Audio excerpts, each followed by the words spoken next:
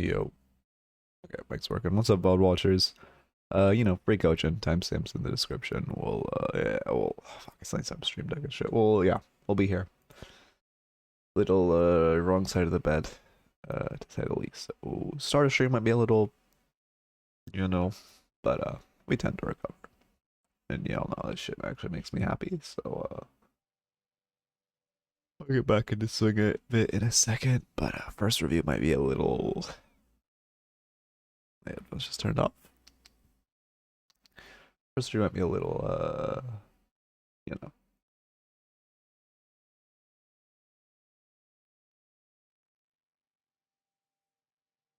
Okay. What am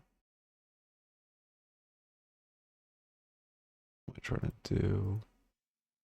Because we're just waiting for bot to ping. God, I'm so fucking pissed off right now. I need motherfuckers in here to distract me. Oh, nice, it already pinged. We can go into the raffle. And I was playing Straftal last night. That game is such a fucking banger. Holy fuck. Hey, Wolf, how you doing? Raffle. I'm surprised you haven't gotten a gifted yet. You're like constantly in stream. But I guess I feel like they need to rework the gifted system. It work. Like I think it intentionally chooses people who don't watch stream because people who watch often are more likely to sub. But like, it's so dumb. Like if you fucking watch streams consistently, you should be more likely to get the gifted. Some motherfucker whose name I've never seen in my chat, but just like is in the Deadlock community. I did 5 minutes. Ah, whatever. Let's get this shit kicking. Okay. Did you play any more last night, Wolf? Or did you just get off after the games? No, okay. Went straight to bed. Alright.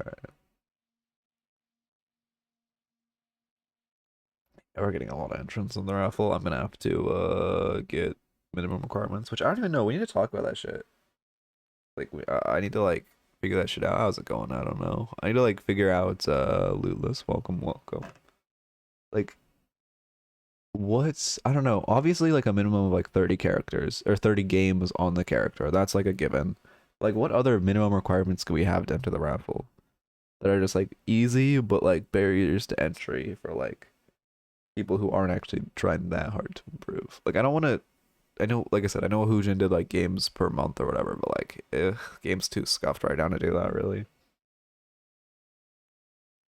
But, like I don't know. Playtime. I mean, we could do playtime. I don't know. I mean, I guess it wouldn't hurt to say like a minimum 100. I mean, a couple 100 hours probably, right? 100 hours, but that's like I don't know. Look, you thought about a loophole where you like make an alt on the Discord to enter the raffles. Oh yeah, that's true as well. I mean, I wonder if we can tie the raffle bot to like accounts. Like tie entering a raffle, like you have to link your actual like stat locker or something. That would probably can that's loophole. I talked to Matrix about that. And then I wonder if we could have like a bot scan the stat locker and look like, minimum time, minimum games on the character. I should talk to him about that. Actually, here, one sec. I'm gonna take my Discord off stream to message him.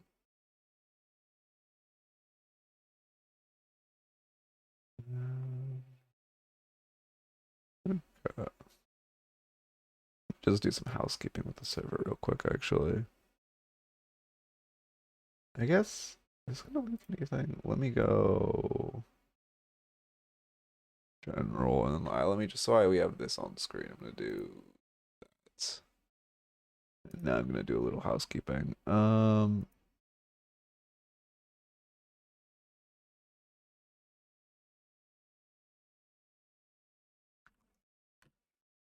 And we'll get like a fucking. I need another reds ish. Really want like a blue. I don't know. But isn't my name blue? I also don't know. Oh god, there's so much. How's it going, Sin? Welcome. I guess I do like a deeper red. Yeah, that's fine.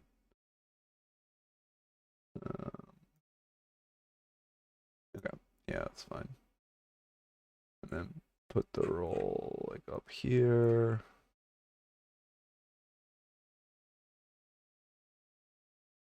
Okay.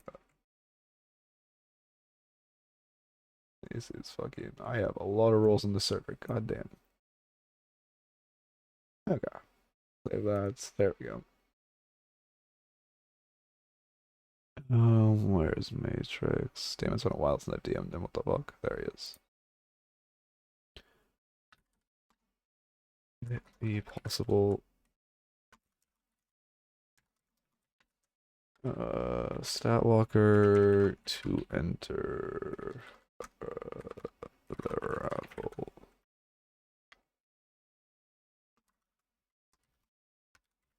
Ooh, 1 second.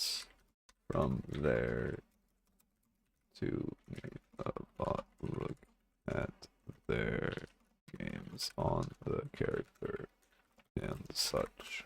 Okay.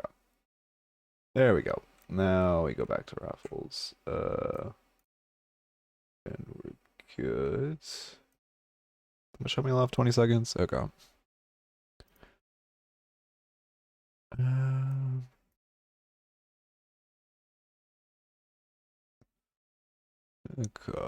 Watching stream and playing Roblox on God, fair enough.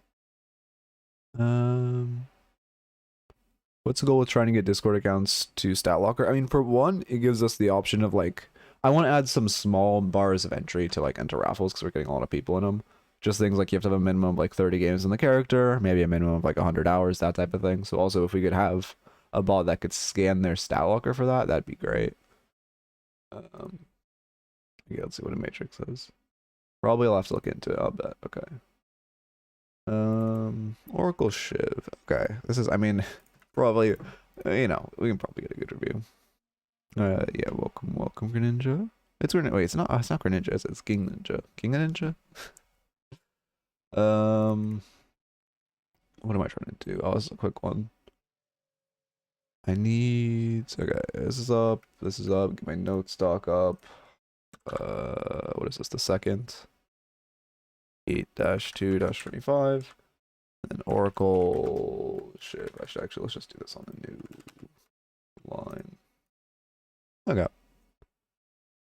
How many Shiv VODs are you gonna make videos? I mean, it's just the symptom of having a lot of Shivs. Brings more Shivs in the community, which brings more Shiv videos, which brings more Shivs in the community.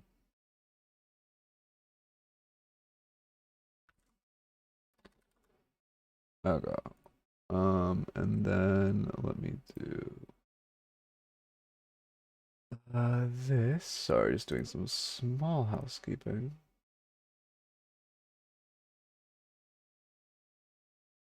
And then this.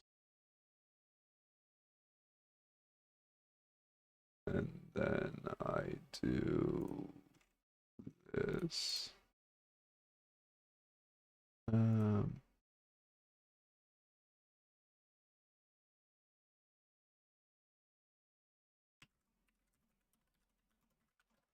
Okay, there we go. Housekeeping is done. And yeah, perfect. Okay. Give me a sub so I can get no more ads. Think about it. I'm not paying for you to have a sub. No, I ain't got the money for that. I was talking about starting when you cut out. Also, why don't you use an ad blocker, Wolf? I like just I mean I don't know one that works. I think actually uBlock is working for Twitch right now. Cause I wasn't getting ads on Twitch, and I use uBlock.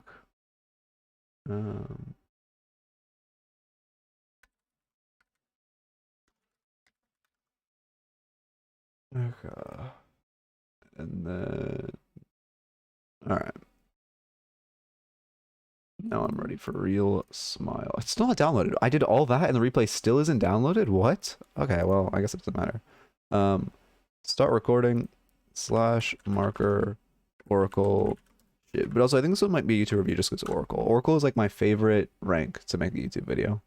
Because it's, well, I guess, no, I like Phantom too. Ascendant, I don't mind Ascendant actually. I guess it's just kind of higher the better. Oracle is the most common. I think Eternus is only the high rank that doesn't really normally make a YouTube video because of the coaching I give is normally so. I mean, there are definitely some Eternus players that are micro heavy that I help, but like, you know, most of the majority of Eternus players in my community are macro heavy, which is kind of like the notes are kind of few and far between. Hey, good morning, Ale. Good morning as well, Swiss. Yeah, just kind of stupid. I can't give you like a, I don't know. Like I fucking hate ads on this goddamn platform. Okay. Housekeeping is done. Let me go here, get streamer mode on in case I'm a little flame heavy. Hey, Koala, welcome. Okay. Let the fucking zip play out in case I do an intro. I also have tea today, so in theory we could maybe do a longer stream if my throat doesn't get cooked. We hope. We'll see. Okay. I gotta lock the fucking. Oh, I don't have the rank on screen. I knew I was forgetting something. God damn it. Tea? Yeah, we love tea. I wish. Oh, man, I'm so sad Arizona doesn't sponsor people. Yeah. I like the fake melee. Crazy we're actually allowed to get a second melee there. Okay, we're melee heavy. We're also right click heavy. I would throw the knife before we right click there. You're sorry, not throw. We'll throw like immediately after. I misspoke. We had like a little delay after we right click to throw the knife, which we're just losing like downtime. I remember that one TO that was disgusting. Oh yeah, I don't remember what was that. I don't even remember. Something Japanese tea, right? Okay. Yeah, I mean, we got a huge advantage off first wave. I would unfortunately miss the knife. I mean, Sting's a little greedy. I mean, they do give you denies, and they're low enough that you can hold them off, but you are staying for a second item is going to be a little risky. My game is so loud. Is that just me? Did I turn my volume up? No, my volume's normal. Okay.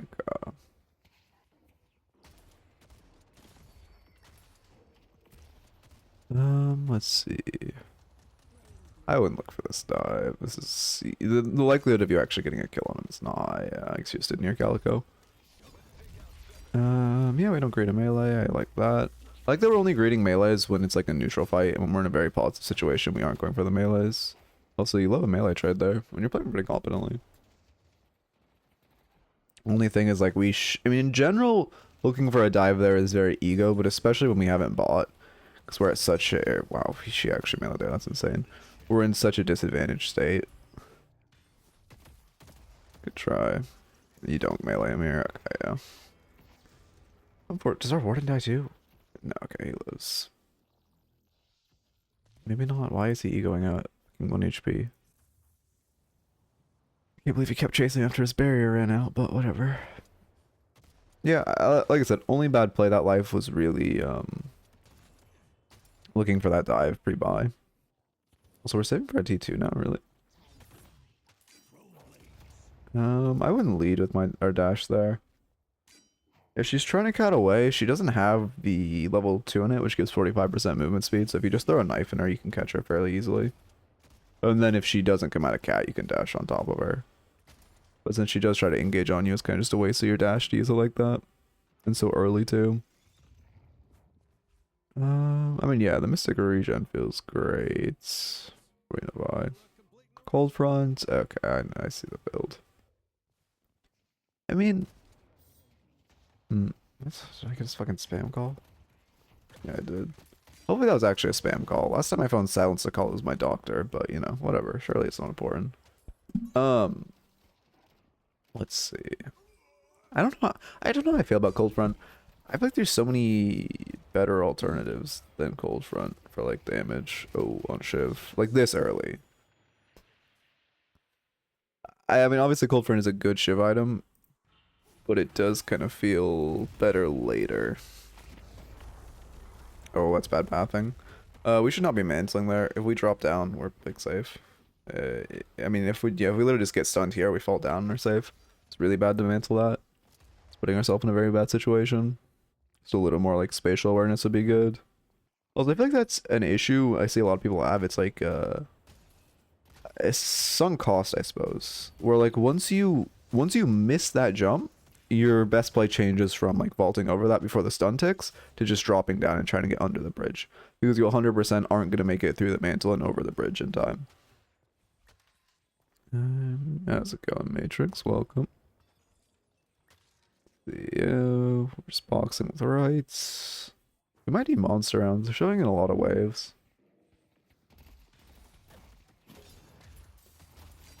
Yeah, good damage. We'll be maxing first. Knives, I see. Okay. You could have greeted. I mean, I know your dash wasn't online for 6 seconds, but you could have at least pushed her back. Like, she's positioning so aggressively. You're full rage with dash. She'd like be looking to dive her here. She doesn't, I mean, well, she's about to get ult. Yeah, she just got ult. No, she didn't actually have that minion. But, like, she's so diveable pre-ult. We should... Yeah. I mean, it sucks your Warden Greed's there. But we had, like, such a long window while she didn't have ult. This movement's a little rough. Okay, we're trying to do the wall jump thing. We do live. Should just back off. Okay. It's hard to go in on a Calico. Yeah, but she didn't have ult, so she's pretty... Like, Calico is like, you know, extremely hard to dive when she has ult. But pre-ult, she's not that scary. Like, dive-wise. She's also very behind soul count-wise. Enchanter's Emblem, yeah. I mean, honestly, this is kind of a melee-heavy lane. I wouldn't mind point blank. You really lost your rage there. That sucks. It's die to bleed. You look for a Kobe though. Oh, she does die to bleed. Never mind. Good knife. God. I mean, yeah. Creating tower damage is good. We should shove one more wave and then like go to a camp or go box her out. Although our Warden has healing, right? He can toss on us. We're too passive on this wave. We should be trying to hard shove. Oh, okay. Well, we should be trying to kill her for that. I mean, this Calico is playing way overly aggressive when she's very behind and her 7's playing very defensive. I think we're like respecting her a little too much. Like Shiv Rage Dash is what, 400 right in this point in the game? Yeah, about 3. I guess you don't have a point in it to be fair, so it's only 240. We should, yeah, I was gonna say we should look for a pock shot. Maybe my voice is a little scuffed today, like I did over to it yesterday. Echo. Focusing on the 7 too much in general. Yeah, we just dash out. Yeah, perfect. I think you're not recognizing the fact that the Calico is like 5k right now and pretty weak. We should be a little more targeted towards her. Especially, you know, 7 ult makes them pretty... I mean, both their ults make them hard to kill on an initial burst, but 7 ult... Calico is like... She gets... Like, if she has to use her ult, she gets punished. 7 ult, it's like, if he has to use his ult defensively, you get punished, because he just does 400 flat damage to you. Is it worth it to rush 2 dash for the extra 60 damage in lane? It depends on the build. I do a dash rush. I do normally do dash and then pivot into knives. I do actually think rushing full knives is not that good. But that's, I mean, it's kind of personal preference. Actually, no, I think it's kind of objectively better to go, at least, I mean, maybe you could make an argument for like early points in a knife, but you shouldn't full save for knives, because these 3 points into slice and dice feels so infinitely valuable. Like 3 seconds less cooldown and 60 more damage, which is doubled on rage, is like so crazy. You should go T2 dash to max ult, but I was trying to max knives. You shouldn't, unless you're doing a gun shiv build, your first max should not be ult. Your first max should be knife. Well, normally dash or knives. I think normally knives and then sometimes dash, depending on the builds. But you want your second max to be ult unless you're playing gun shiv, in which case maxing ult first is fine. Because it gives, like, either max just gives so much damage. Those aren't mantle sliding. Which would just give us a little more speed. Yeah, I mean, lane matchup can matter for, like... I mean, think of a world. I guess if you go to play hyper defensive, you can rush knives. I don't think we need ult there. I think it's better just to use our dash. Yeah. So yeah, we don't have... points in it. Yeah, I don't think that ult was worth it all. If he was moving, like I could maybe see the vision, but while he's caged, there's just like such a waste when he's literally one dash or knife away. Never seen any Eterna Shivs max knife before ults unless hard knife build. I mean, they might be doing dash max first, but like I don't really think I see very many Eterna Shivs like at all going ult max first, unless it's gun build. Gun build always maxes. Gun build always maxes ult first because you aren't using your abilities that much. But every other build, at least, also, I mean, even the top builds, which I don't like any of the top Shiv builds. I think they're all kind of ass. And also, like, none of the top Shivs even use anything. I don't understand why none of the top Shivs actually makes builds for him. How's it going? I don't know how you say your name. Lucas? Sorry if I'm saying that wrong. Welcome. Yeah, the raffles. I mean, we do have a lot of people entering now. I'm gonna try to add some small barriers to entry. Burns is already giving up. Nice. Oh, this is way too greedy. Facing into fog of war like this is not good at all. Especially with no teammates around. Exact situation I talked about where you're actively seeking out an at best neutral fight. It's pretty, I guess Simon is actually showing right now. Oh no, it's pretty common that you could like get roamed on though. Like Calico isn't, no, Calico just died actually. I'm surprised they didn't rotate the Yamato over on you. I guess they're just too focused on mid for some reason.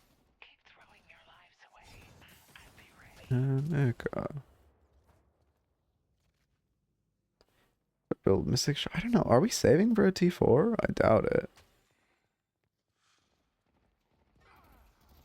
His face scans posters becoming more and more. Yeah. Oh, wait. Yeah. Actually, my camera framing is really high. Did it reset? That's like way too high framing. Normally I frame it like here. And then I feel like there's room at the bottom. Am I really that low? There's not room at the bottom? Damn. Okay. Alright. Put the camera down, I can't. This is, oh wait, actually, is it? Oh, okay, it is slightly, was like physically up too high, but that's as low as it goes physically. Okay. We are saving for a T4. I mean, I can't think of a single item that'd be better than Radiant Regeneration, honestly. Or Decay also. Like, I'm saying like a single T4 that'd be better than Radiant Regeneration and Decay. Like,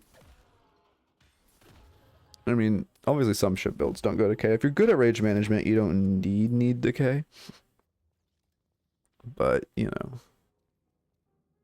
Yeah.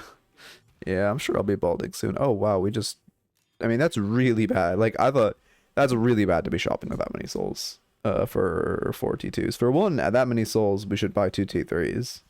Or at least 1 T3 when our slots are this contested. But for 2, we just should not be saving that many souls before we shop.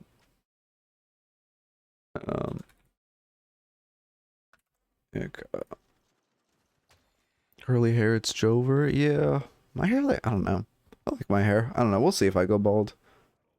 Like, my mom's side of the family has, like, really good hairlines, but my dad's has, like, mediocre ones. So it is a bit of a coin flip. Okay. Also, we aren't sliding after we're dashing. Yeah, we just dashed twice without sliding. That's really bad. We need to work on our movement. Not even, I mean, obviously there's things like just, yeah, we're not sliding. Okay, we slid after that dash. We also didn't jump slide. We're just moving very inefficiently. Shave head for 200 channel points. I used to, like, get my hair cut. Not shaved, but, like, buzz cut, essentially. I'm not going back to that. Great movement. I mean, clearly have hours on Shiv. Okay. Yeah, it is just a bit. I mean, I'm surprised. Your Shiv movement is very clean, but your general movement is not. This is way too aggressive. I don't know why we're trying to walk back in here. Yeah, do we die for it? Looks. I don't think they catch us. But it is a lot of needless risk to walk back in like that. Alright, it's just kind of being stupid and we have to let her die. Knife max. We're going to ult max with not a single point in the dash? I mean... I don't know. I guess I don't know the build, but like I feel like putting two levels into dash is just so infinitely valuable. Also, you have extra charge. You don't have rapid though. Which, like, you're so incredibly knife heavy to go knives immediately into oh, that's unfortunate. Knives immediately into ults. We popped our bloodletting way too earlier. Should be popping it like now. Remember the last 12 seconds, so you need to pop it like 12 seconds into a fight. And also, generally you want to pop it like as, well, okay. Always this is an overgeneralization, but like generally it's good to pop it like when you're, like after, like when you're starting to get away from the fight. And you're like getting hit by the burst. Or obviously if it reaches 0, you want to pop it. I think max Shiv ult is just disgusting. I mean, it is. It is very strong, especially if people don't buy counter spell. But it's also, it's like stalling it by 3 points for getting your dash damage and cooldown is so, like, so valuable. Because it's like, I mean, you have, I mean, I don't know the percentage of that. What, it's 20-ish% seconds off of the cooldown on Slice and Dice. And then on top of that, you get a flat 60 damage, which is doubled with Rage. Like, that's very strong as well. I think it's an April 1st joke. You do a raffle, you watch the raffle, but you also play Roblox and try to master a game. Yeah, I won't. We'll probably do more variety eventually. I know Roblox keeps offering to sponsor me. I'm like, eh. I don't know. They want me to play on fucking mobile. Like, if it was normal, it's like I could sell my soul for a stream, but they want me to stream it on fucking mobile, man. Like, that shit ain't happening. Okay, we're shopping. Radiant regen, yeah, and then we should definitely sell for another T3. We could sell Mystic Burst. It's not okay. It's not like Roblox money. It's like, do a stream, I'll pay you like $30, and it's like, eh. Like, I don't know. Like, if you were offering, damn good knife. If you were offering like Roblox money, bet. But like $30, eh. If they're offering a YouTube sponsor, I'd do it for sure. Because that shit would actually be money, and that shit would just be like, check out my fucking Roblox link or whatever. Yeah, also my community isn't very Roblox pilled, I have a feeling.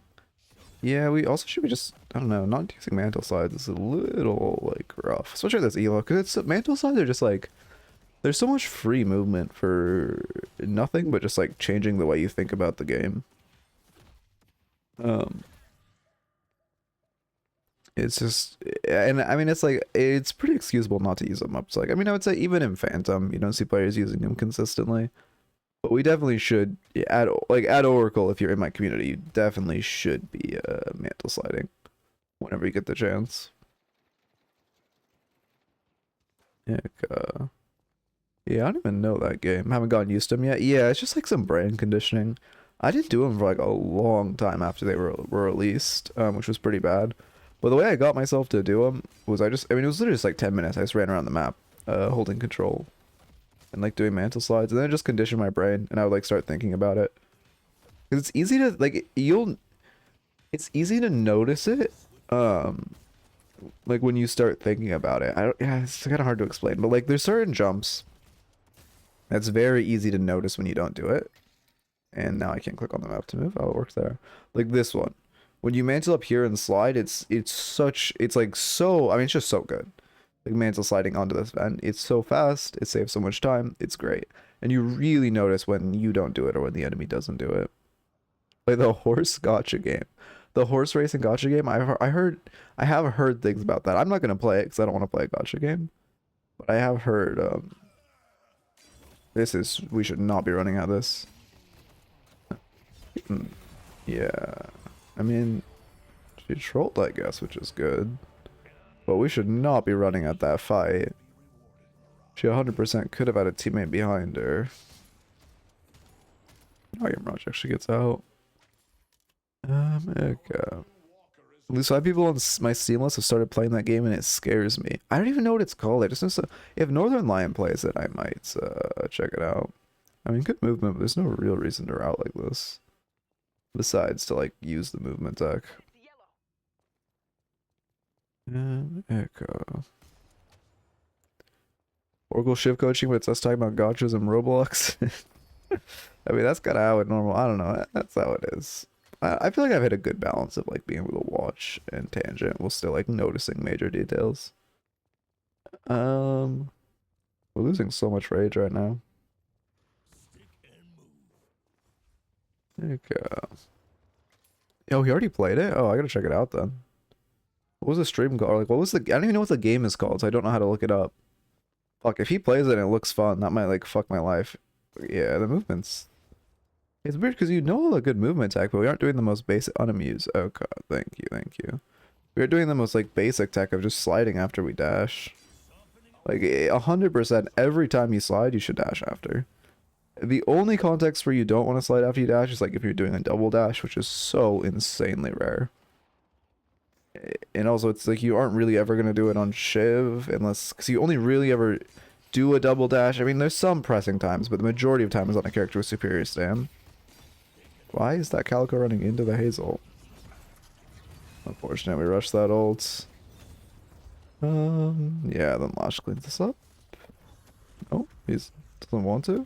We should not be trying to pick up that bag. Yeah, unfortunate fight. I mean, that it was just a fight where we're down players, but I honestly don't even think that fight was that bad. I wouldn't expect like 6 of them to be there. Like, no, it was a 4v4, wasn't it? That fight just really went negative. I think we really just got fucked by missing that ult on the Yamato. We just should have waited an extra second, and I think we clean it all up. Because we get Yamato, we get Geist, and then we're in a good spot. You should do the mid jump. Yeah, you kind of looked at it like you wanted to do it. Oh, no, you're coming this way. That's why. Okay, farm this tier 3.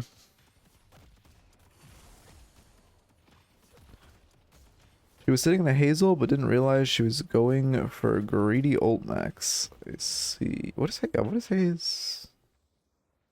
Okay. This is interesting. I guess it's an ult build with superior, but like, interesting. We're playing superior for cultists, I guess, is the vision. Okay. Yamato. Oh no, I wasn't talking about Yamato running into Hazel. I was talking about Calico running into Hazel. Yamato makes sense because she's in ult and she has like infinite resist. But the Calico just chased her and oh, that's really bad. Yeah, I mean that parry was a couple things. First off, I mean obviously that parry is bad because she wasn't even in light melee range. So there's no reason to parry like that. But then secondly, if you want to do all the cool movement tech, we should be like doing the wall bounce, right click, dash to like get to this window.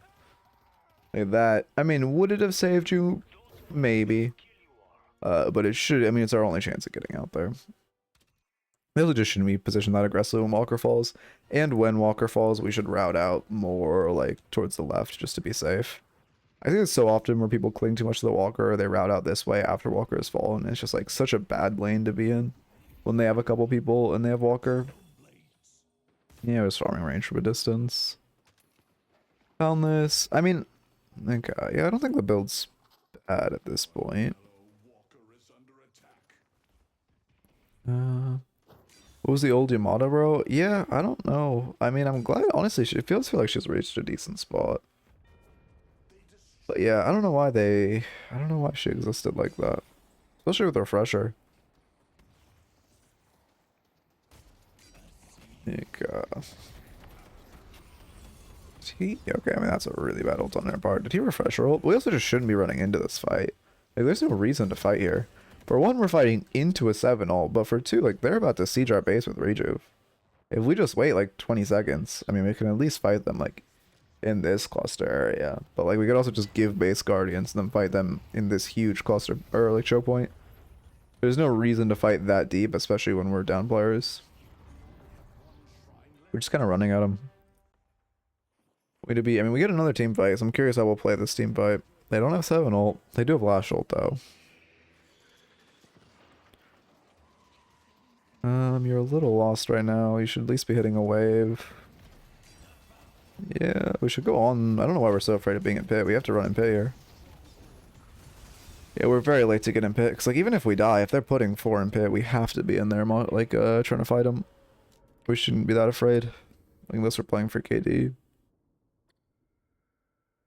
Yeah, She predicted the infuser and backed out. Yeah, that's, I mean, I don't know, was he even in execute threshold without infuser? I mean, he was pretty healthy. But even if you kill him, it's still like a bad fight. Cause like, I mean, it's still just a fight pretty outside of base. We were already down 2. Now it's a 5v4, but that still isn't, you know, like, it still isn't great. What? What was that little banner at the top of my? Did you guys see that banner as well? What was that? Okay. Anyway, a hype train? Oh, was it? It doesn't look like it because normally would say it's a hype train. Hype train from nothing? Yeah, I guess. Okay. Interesting. Anyway, as far as your notes, first off, I'd just say like practice the movement. Again, you don't even need to practice like complex tech, but literally just like, I don't know, I'm going to a practice tool. But it's like sliding after you dash more. Like, I don't know, it's just being ingrained in your memory. Mantle sliding, it's excusable not to know at this elo. I think you should 100% practice and learn it. I mean, it's not, I mean, practice is a strong word. But 100%, well, slowly, 100% get it like ingrained into your brain of just, why am I playing so poorly? Mantle slide, call it a day. And 100% like, I mean, I don't even know. You don't even need to do this in the practice tool. You can just go into a game where you just like only focus on like mantle sliding. You just make sure you're moving well. One thing I did to improve my movement was I just watched a bunch of pro players and like it solely focused on their movement. It was like I was exclusively watching like how are they moving? When are they like, you know, what movement tech are they doing? When are they like dash jumping? How are they using their stamina? And it helped my movement a lot. And then secondly, again, just, you know, slide after you dash. It should just be second memory at this point. You should, I mean, there's so many times where I like kind of grief myself. So it's just like so instinctual for me to hit control after I hit shift. So it should just be like 100% your muscle memory. 3 by messing up executes, but to be fair, you want to max or ult instead of her slash. Yeah. Well, I mean yeah, you were reading. She would take more damage on that one execute. But it's like when you have Shiv ult max, it's kind of, I mean, I don't know. It's almost better not to make reads because like the risk reward of like killing someone literally 1 second faster versus putting your resetting 25% HP execute on cooldown is like pretty high, you know. I don't even think it's that worth. It's like make a read. I pretty much always wait until they're in threshold because it's unless like you know as a fact something's gonna happen, like they're in 7 ult or whatever. But even then, maybe I don't know. It's just such high risk. For such, I mean, it's not nothing as far as a reward, but it's not like, you know, it's not a crazy amount of damage. I wish they made these roofs more fun to play on. I mean, like a more consistent with like what roofs you could be on. Like that roof isn't that much higher than anything else. Anyway, lastly, I would just say a big one is soul management too. The fact that your souls got to 7k when you weren't buying a T4 is really bad. I'd also look at your build a little bit. Building on Shiv is hard because like I said, and I'll stick to this, every top Shiv build is dog shit. All of the top builds like right now are terrible. All of these are terrible. Well, actually I haven't tried this one. This is new. I would actually try this one. But like all of these ones are really bad. Even togethers. Which one's togethers? Together, oh, I might not have. Let me check this one. Oh, I don't do, to be fair, sorry, Spirit Shiv builds. I haven't played much Gun Shiv. I don't know which Gun Shivs are built. I'm talking about Spirit Shiv. Spirit Shiv builds are ass at the top. This Gun Shiv build, probably decent. But, can you explain why each one sucks? I mean, we'll start with this one. It's almost hard to explain why they, like, okay, where do I even start with this? I mean, the max orders, first off, the max order of you put 1 point into dash, and then you save to put 3 points into your ults, and then you put a point into knife, and then you do dash into ult max and knife max. First off, that's just like, oh, I mean, you're basically wasting an ability point. You should be like, this is just weird. Like I've tried this so many times. I try to see the vision. When I was coming up on Shiv, I used this build. It is just strange. Secondly, it's just, I mean, I don't even know. Like, again, it's kind of hard to place what makes this build so bad because like none of these items are like these items are good on Shiv. These items are not bad on Shiv. I mean, rushing compressed cooldown on a dash you don't get maxed for a long time is interesting. Because I'm pretty sure you get compressed cooldown way before you get dash maxed. And like, none of this is bad, but it's just not. It's nothing you actually need. I think he actually updated the build since I played.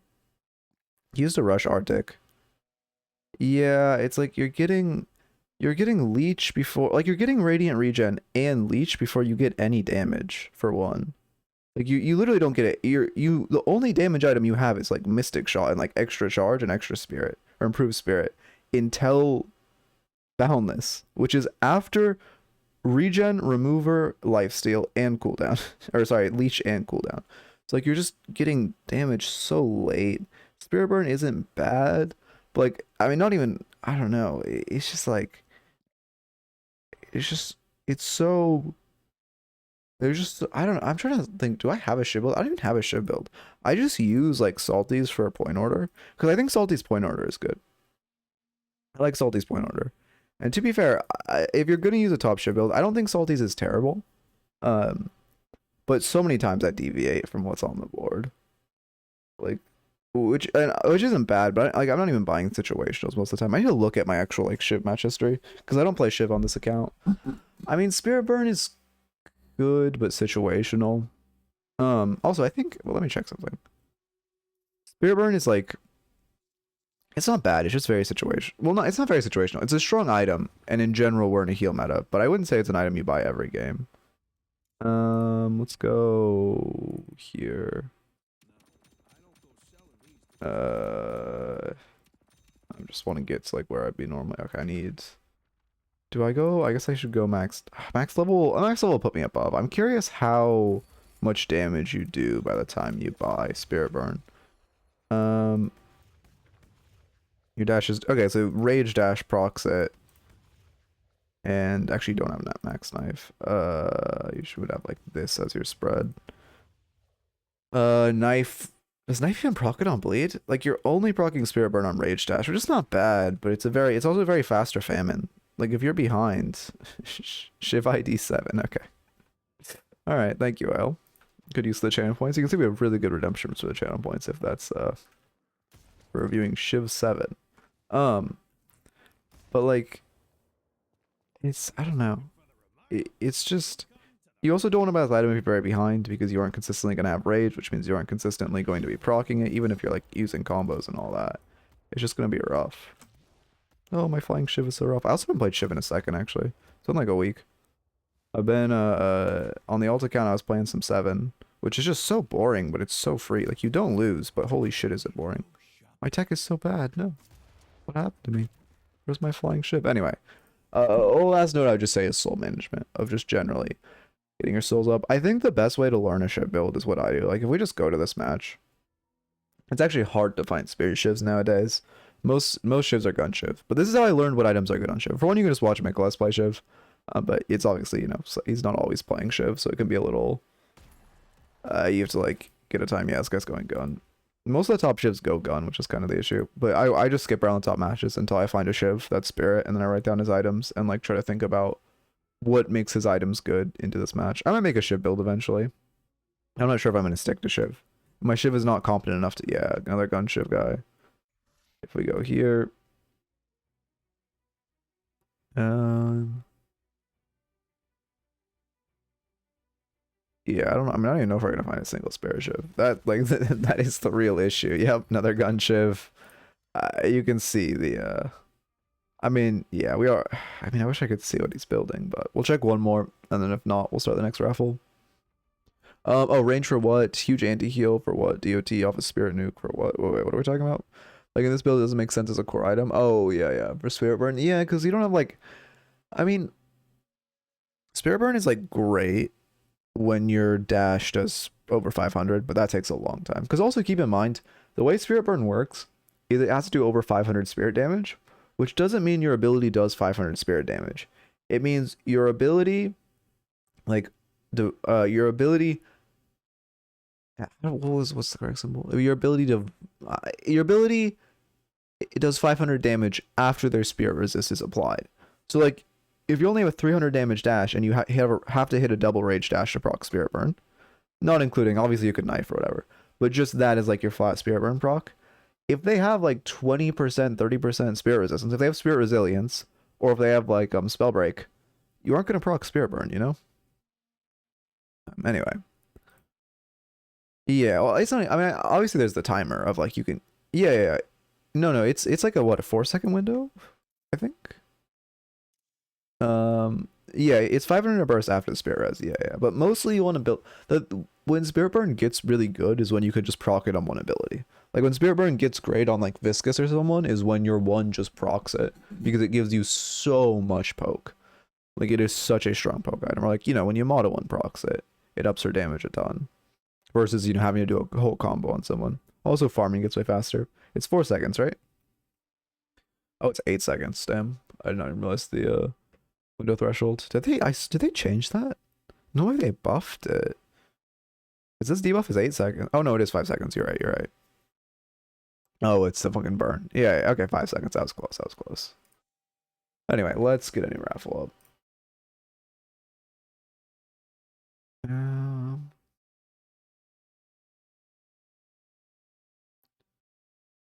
Okay, raffles / raffle. 5 minutes. YouTube raffle. Member false. Okay. Night Gamba. The issue is that I saw you post the new emote in Discord. Hi, but I can't see it, and the bot doesn't pick it up because I think it's fresh. So I think it'll take like a day or two to actually get picked up by the bots. And recording, yeah, I did. Thank you though. Thank you. I just didn't do the sign off because I know that's not going to be a video. I do, like I said, I kind of want to make a Shiv build because I do shit on the top Shiv builds a lot, but I also don't offer an alternative, which I know is definitely an issue. But it's like, I'm not that confident on Shiv. Like, I play Shiv on my alt account, which is like Ritualist, and I don't win every game. Like, that's how bad I am on Shiv. You put me on Dynamo, I can like do fun. Like obviously, I mean, I sweep any lobby, but like even if I first time like again first time 7, first time guys, easily sweep like I mean, I'm not, it's not like a flex to easily sweep a Ritualist lobby as a coach, but like easily sweep the lobby on my alt. But like if you put me on Shiv, there's like a 50-50. I don't do that much, so it's like I'm not at a point where I'm confident enough to make a build, but I also can recognize that these builds are not like anything stellar, and also I'm still learning the builds myself. But like, if you look at these top, like this build is god awful. I'm pretty sure this build is also ass. It's gun shift, so I don't know. But I don't think this build is that good. It doesn't actually look terrible, itemization wise. But there's no Bramble Vest or anything. Well, I guess maybe Bramble Vest is just sold. Salty Shiv is okay. It's exactly, it's okay, but it's not great. Like it's not a top Shiv build. Like it's not bad. But it's not. Yeah, I think it was. I've heard it's a meme build. Yeah. Oh no. Again, I'm not shitting on gunships. I don't play gunship, but like this build seems fine. Like I'm not shitting on gunships. I'm shitting on the spirit ship builds. Which like again, Salty's builds aren't bad. Or like these builds aren't bad, but they aren't great. Which like if you go to like I don't know some other character, like go to fucking Lash or whatever, like his top builds are gonna be goated. Yeah, I don't know. You can tell I don't play Lash. His top builds are, oh, you can't even see him because of glitch. But the point is, like, other characters, like, all their top builds are very good, made by, like, very competent players. Thank you for the follow, Ruskes? I apologize, I'm saying your name incorrectly. But, like, it's because I think the main issue why Shiv doesn't have any good builds is because Miklas doesn't make builds. And he's, like, one of the best Shiv players. And he's, like, the content creator best Shiv player. Why is Shiv angelic? He's like the content creator best Shiv player who should be making builds. Oh, I fucking hate Haze, so I don't play Haze. So I do not know about Haze builds. I mean, I obviously know what items are decent on her for like coaching and all that, but I have not tried any of the top builds. Doesn't Play With Me make decent builds? All characters are like that? Oh yeah, what the fuck? Why? Also, why do they all have two katanas spinning next to them now? Is Deadlock trying something interesting? What the fuck? Whose katanas are those? Like Hazes? Is that our sleep dagger? I can't tell. Yeah, katanas, kunai, same difference. Not a fucking weeb. Well, I guess I do know what kunai is, so I guess I am kind of a weeb. Um, they're snoozers. Oh, okay, so it's just like a haze glitch, I guess, where every time I click it, it adds another knife. Wait, that's kind of funny. How many can I get? Oh no, it's not adding more. God damn it! Look at him, furnace.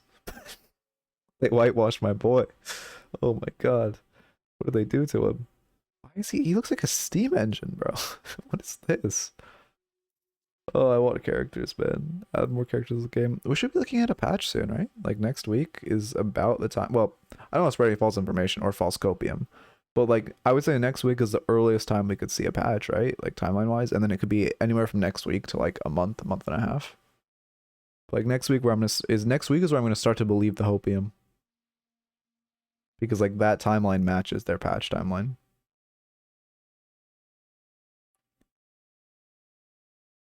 From what I heard, high chance it's the 17th. Why?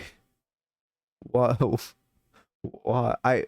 First off, I wouldn't believe anyone saying a date 2 weeks in the future because the Valve's team, development team, and balance team right now is not competent enough. Like they're not incompetent. They're like the way they're doing the design and the way they're doing the like the patching is more just like it's not like we have a date 2 weeks in the future of like when we're 100% gonna drop this patch. It's like, okay, this patch is feeling good, let's get it out there. What's the name of the best Shiv? I don't know. I don't like I said, I think Miklas is the best content creator Shiv. But I mean you can look at like the Shiv leaderboards. Uh we go. I don't even know you see leaderboards. Okay, let's review the para.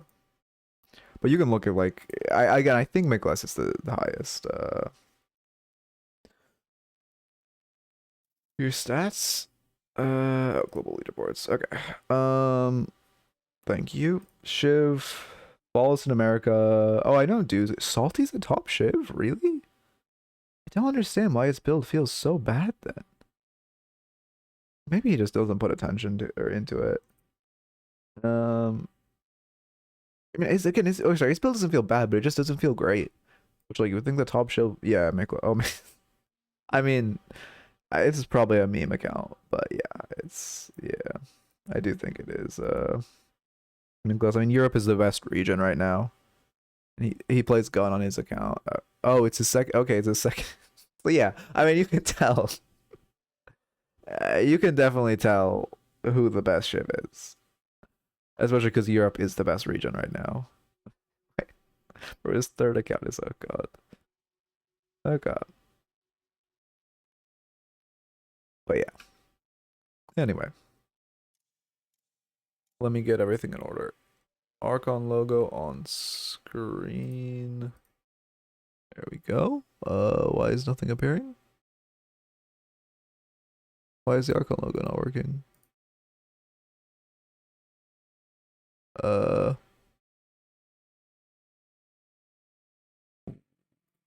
mean, it has everything it needs. Upload image when not showing. I don't know what that means. Let me just like reset it, I guess.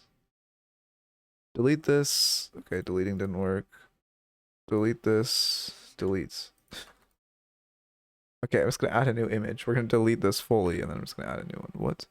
Yes, remove Archon. Add new image. Archon.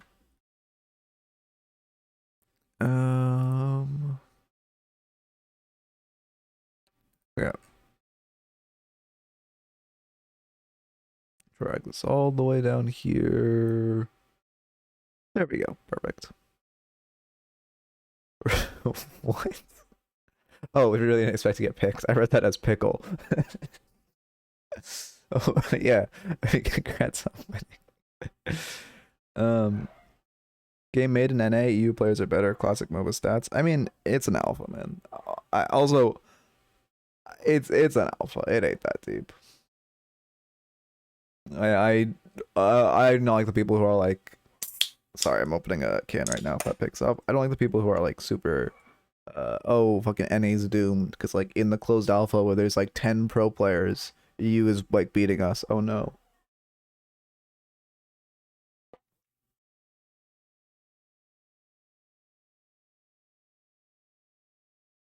Oh, God.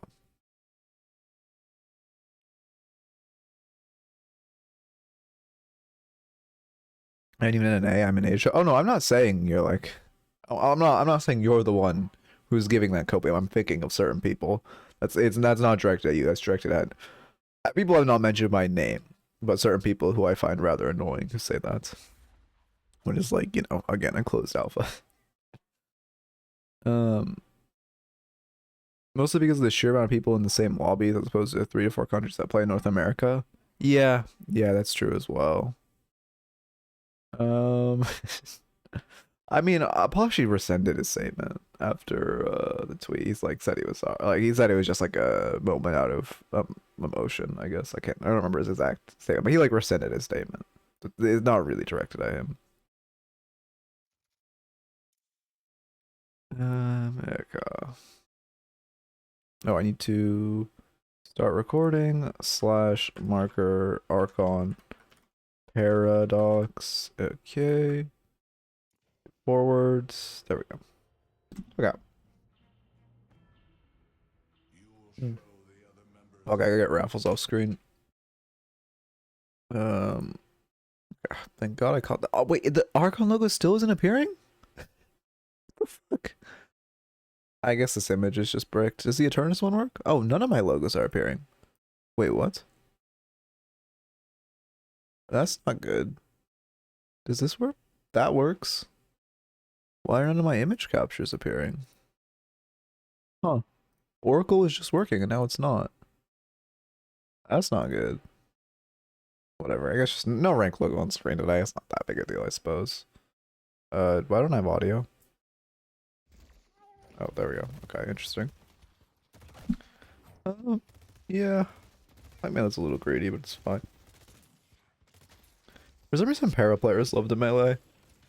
It's Paras and Krills are the two players that just love to melee for no real reason. Yeah, I mean, don't melee. Okay, I'm glad you faked that. Well, okay, yeah. Can agree to parry. No, did he go cube first? Oh no, he got second ability. I mean, you should kill this guy, right? Yeah, I don't know what the fuck he's doing. Melee is extremely greedy for that exact reason. But good kills. I honestly, Viscous leveling cube second was very clutch. 7 was goofy. Yeah, he's just doing, yeah, it's a minion parry thing. But you should not melee him when he's like chain parrying like that. This is, I mean, you have Carbine, I guess you're not in that much danger. Now we go by. I would greed one more wave, honestly, because we're close to 2 items. Yeah, we are, kind of. Although we kind of backed off a lot. You could have used that Carbine on like a minion or something. What is this shit? You should not try to fight while you're sitting on 2 items and low. Also, I think there's a decent chance they're going to try to melee with you while you're in cube. One of the most OP things you can do in this game is if you get cubed by Viscous, just like cancel parry when they try to melee you. Because people never expect the person... If Viscous cubes himself, it's pretty expected for him to cancel parry the cube. But if Viscous cubes someone, it is not very expected for them to cancel parry when they get meleeed. So learning how to do that is so good. And these people do like meleeing you in cube. So it would not... it's definitely playable. Grenadadox? It's probably Carbine. Oh, are we? Wait, you might be right, actually. Although, okay, I don't understand. This is something I generally don't understand about Deadlock builds and Deadlock players. Why do Deadlock players think what you're building in the end of the game, you have to build for at the start of the game? Like, if you're going... I'm trying... What's comparable? If you're going...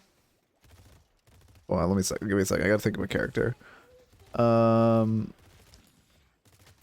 don't know. I actually gotta think of something. Like, if you're going a dash build on, like, Shiv, you go dash first. If you're going a knife build on Shiv, you go knife first.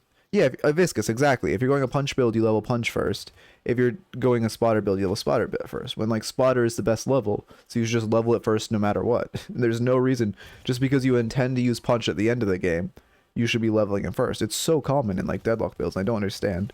Or, like, for example, I mean, going, like, I mean, Mythic Burst is good, but going like Mystic Expansion is, even if we're going a bomb build, really, I mean, it's not awful. Its tangent has kind of lost its sputter by the fact that it's actually not that awful to go expansion on Parabomb. But the point still stands. Like, I don't understand the philosophy of you just have to build for what you're building for at the end of the game. Yeah, good wall. Like, what are they building? Regen, charge, burst. Okay, so I mean, yeah, we have to try to get the 7. He's healing a lot. Mystic Regen is an interesting buy on 7, to say the least. Especially when 7 likes monster around so much. Yeah. Interesting. That's why the concerns of the D builds are so good. You end up using your first 4 points in Splatter and Fist. Yeah. I mean, concerns that whoever makes the concerns of the D build, I mean, they definitely make some of the best builds in the game. Like, straight up. Okay. Although it could also be made by multiple people, to be fair, and they just like use the same name. Those are definitely some of my favorite builds. Not even just on Viscous, but in general. Kind of a waste of our wall. Not really, they're not really in that like positive of a spot to fight. Great Talon just shouldn't be airing. You there? I'd swap him. I think you can 100% kill a swap. Pretty sure you're in range. I mean, I'm not a huge para player, but I'm fairly confident you're in range there. If not, you just like walk up slightly. And I'm pretty sure our Viscous just like left clicks his head. And he's in such a negative spot. Especially with no ults. Like now, or not now, but like next wave, when 7 gets ult, it's pretty hard to kill him. Because if he ever makes a mistake, you can just press 4 and be fine. Yeah, we kind of stood in that stun for no reason. Yeah.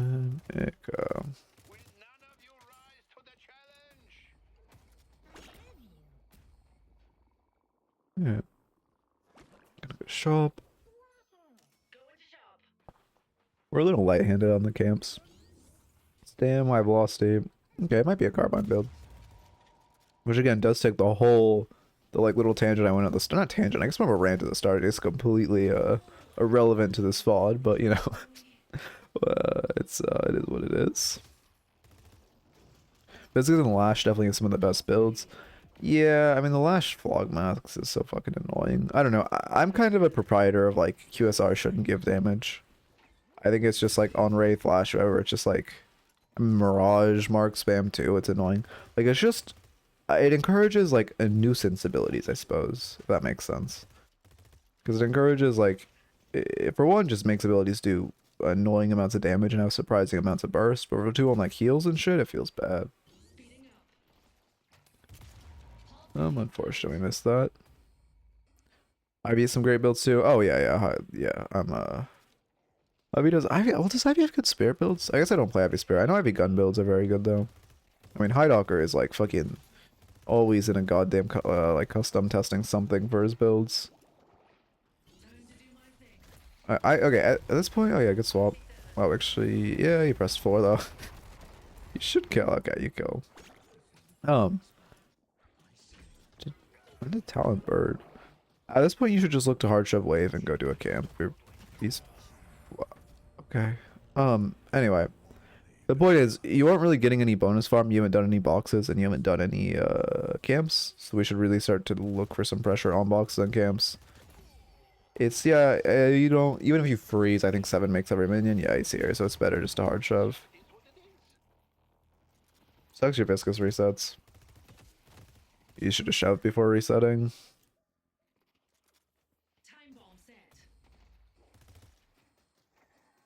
Although, okay, actually, second thought process with that is actually we shouldn't hard shove because Viscous reset. I did notice it resetting, but we're actually making him miss minions by hard shoving, so that's actually would have been my mistake as well.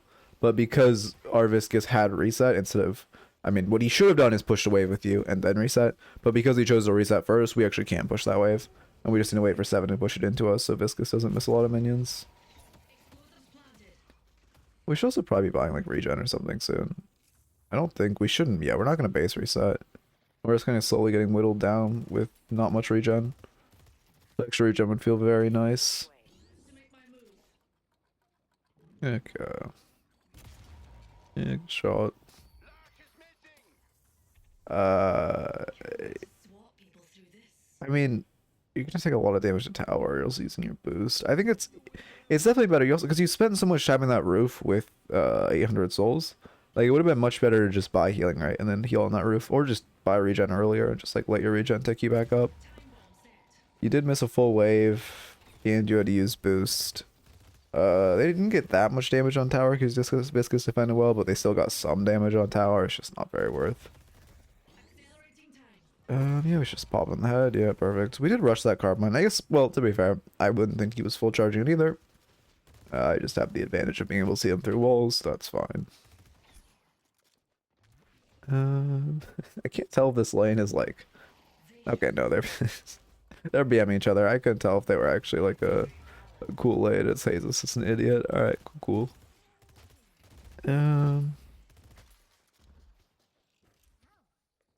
Also, mantle slides wouldn't hurt. I've been gassing those up a lot recently, but I feel like I haven't talked about those in any YouTube videos, and I think this one has a pretty decent chance of making YouTube. So, like, basically, every time you mantle, you just want to press control after, and it gives you, like, free... It's so much free movement for literally nothing. You just want to condition your brain that pretty much... I don't love that swap. That pretty much every time you mantle... Oh, pretty much every time you mantle, I like getting the parry. You would have parried him if he actually had connected before you evaporated. I think we should just back up. You brought it up in the last vid? Oh god, thank you, thank you. No, I do appreciate the correction. I don't think we should swap there. I think we should just back out. Pocket roaming is a little unfortunate. You don't... Well, I don't blame you for not being, like, prepped for it. What the fuck is... This is a human being! That man... no, don't say it. That man can vote. That's all I'm saying. That's all I'm saying. Anyway. The haze. Oh god. The spirit urn is waiting to be claimed. Haze player is so interesting. I guess because Haze just attracts the like hyper, like people. I guess it attracts the people who think they know how to carry a game, but because they're locking in Haze and pubs, they actually are not good at the game and don't understand a MOBA. I guess it just attracts Overwatch players, doesn't it? That's exactly what it is. It attracts Overwatch Reaper mains. Hey, this is Archon. I don't know why my OBS is like kind of broken right now, and I can't display the logo for some reason. I assume it'll be fixed next stream, but my just like rank images aren't working for some reason. Because OBS is actually good. I can't shit talk it. I like OBS a lot.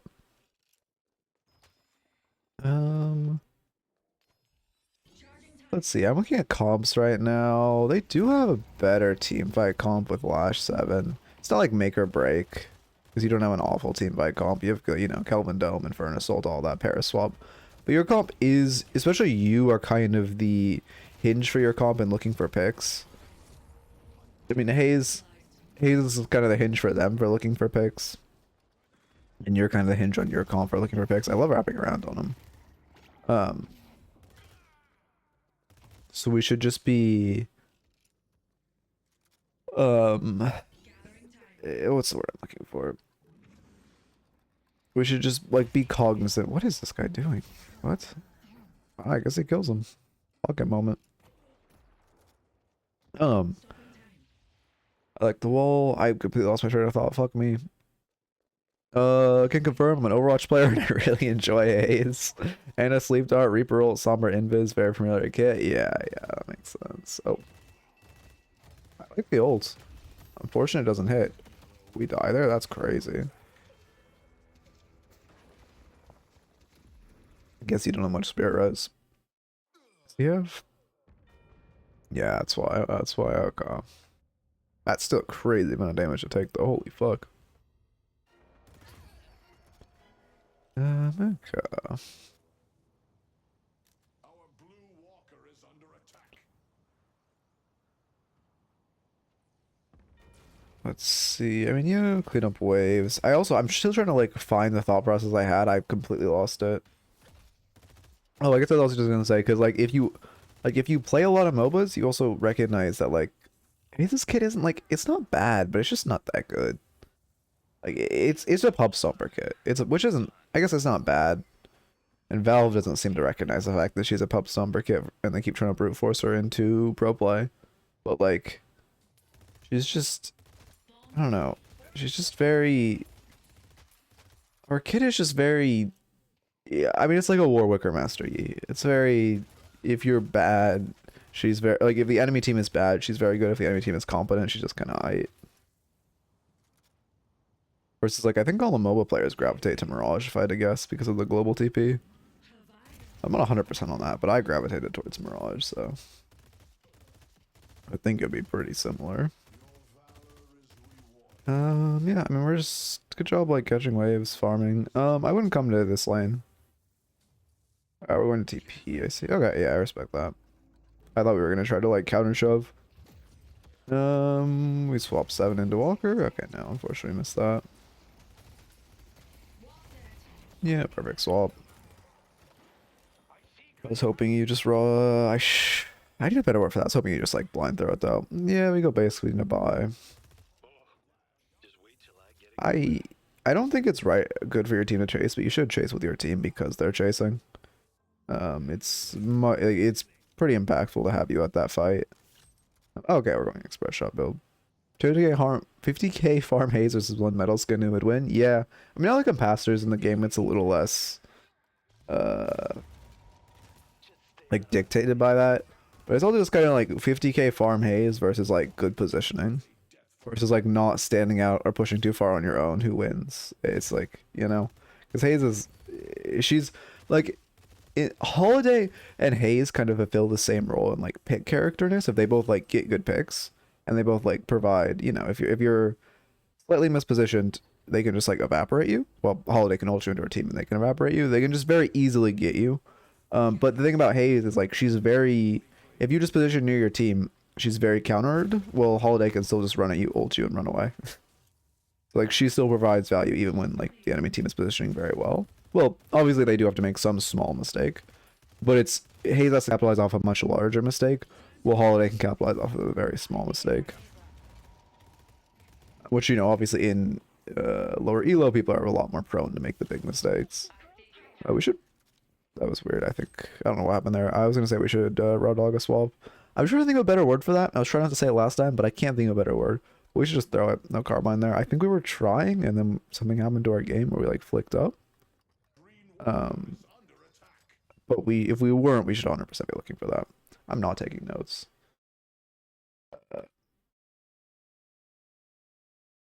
Okay. Got the notes up. Also, let me add this. But yeah, it's just you are like the central point of picks in your comp, and your comp kind of needs to play around you for picks. I mean, our comp doesn't have bad team fight, but it is a little worse team fight than the enemies. So we do prefer, obviously, you prefer to get picks before a fight, but also we just in general as para and with this comp prefer to look for picks when we can. Oh, we did not full farm this camp. That's really bad. We're like griefing our team by leaving that alive. Especially because it's basement, so it'll take great swaps. It'll take so long to actually for someone to find it, farm it, and let it respawn. Long range, yeah. Why is my voice tweaking? I think Para was trying to get back to the zipline. Oh, like flicking up. Oh, it's just like insane sense, like flicking up to zipline. I see. Oh yeah, that makes sense. That was like insanely fast though. You must be playing on like fucking actually insanely high sense. I don't know. I honestly don't know what a high DPI is.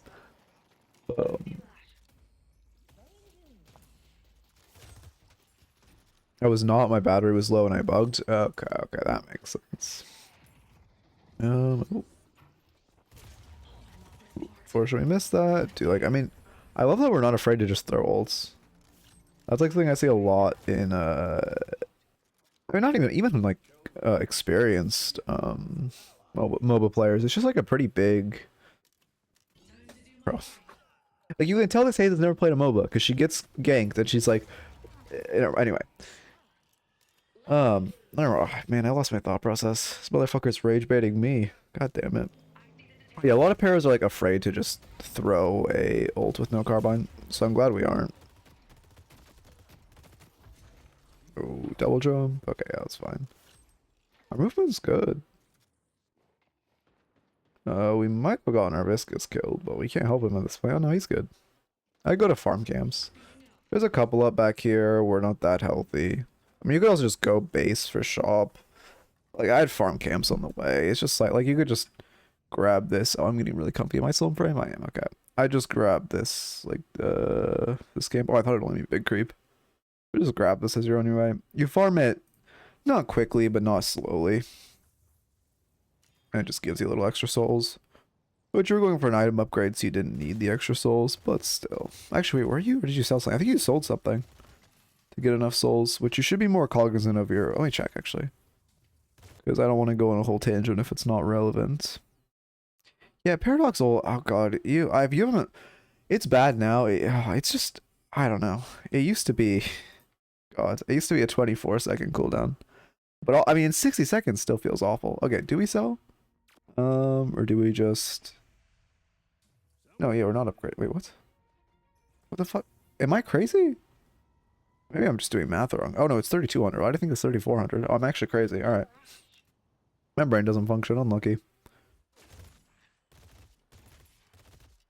I do actually like the items being quirky numbers again now. Instead of like when they were 500. What was it? 500, 3,000, 6,000? I like when it's a little like weird numbers. I don't know why. Okay, now we finish this camp. Yeah. We should be carbining to this camp. It's just efficiency thing, especially if you're playing a lot of Paradox. You should always be carbining to the camp. And you should always be thinking about like what you're doing next or what you want to farm next. Oh, we're not finishing basement either. That feels bad. 9.7k boundless. What are we talking about? Plus the insane lifesteal. Wait, what? Oh, yeah, Paradox ult back then. Oh, yeah. Oh, we're talking about the soul count. Yeah, when boundless was. Yeah, I'm also glad they made it so items like save on each other's price. That feels a lot better. I was scared when I heard they were gonna do that. I thought they were gonna do some league style shit where like you only built items for like the final, like the final item. I was really scared of that. But I feel like they did it really well where it's just a couple items and it does feel nice. It is a nice upgrade, but it's not like you actually care about the smaller items too. Instead of just being like, well, I want fucking this broken item. So I have to build, like, I have to build this. Okay. Base reset isn't ideal here, especially for going... I mean, you want to buy, but like, we should also 100% be going to this lane. That's getting shoved in. Our right side is going to take a lot. It's really bad pathing this way. Yeah, we're just going to lose double wave to that Walker. Okay. Viscous is going. That's good, but it kind of sucks. You should be the one there. I want Mordecai as a hero in Deadlock. A 1v1 type of hero would be fun. That'd actually be really fun. Like an ISO type of ult. Like ISO plus Mordekaiser ult.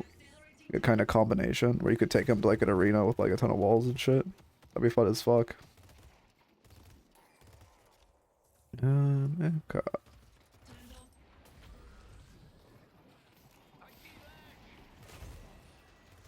We should look for an ult on that. Oh, is that our lash? No, that's not our lash. Yeah, we should 100% look for an ult on him. We could have saved... Actually, I don't think. I think Elvum's already dead. But we could have saved whoever got ulted. Okay. We should be able to hit a carbon on this guy, right? Oh, unfortunate. You should go mid at this point. Yeah, it looks like you're headed there. No, you're calling yellow. I mean, someone should catch yellow, but it's 100% a mid angle. You guys have free mid. You'll have power ult in time to deny if Haze tries to steal. That's really unfortunate we don't do mid there. We needed... I mean, if someone with boost could have boosted yellow and then boosted back. Well, the rest of our team goes mid, and you 100% need to be someone on mid because of your ult. That's your best, like, steal deny. What is the fuck is this guy doing? Unfortunately, we missed that. I think, I gotta set up. We should just kill this guy. Yeah, we're a little map awareness would be nice. We should know our Kelvin's coming there.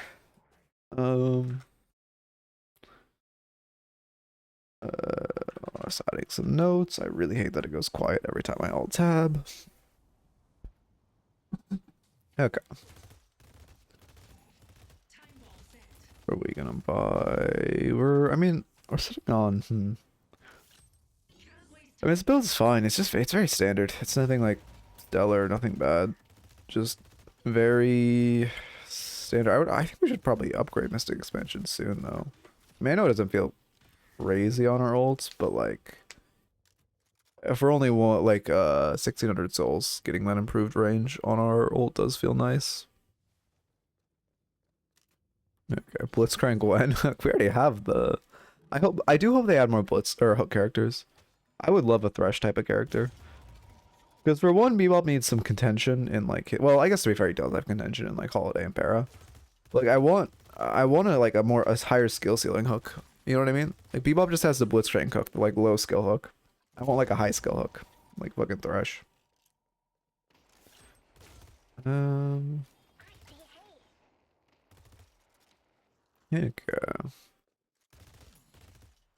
We have Gragas, but we have half Gragas, but I want full Gragas. True. I need to give him his, like, what was it? Alcoholic addiction thing that they removed.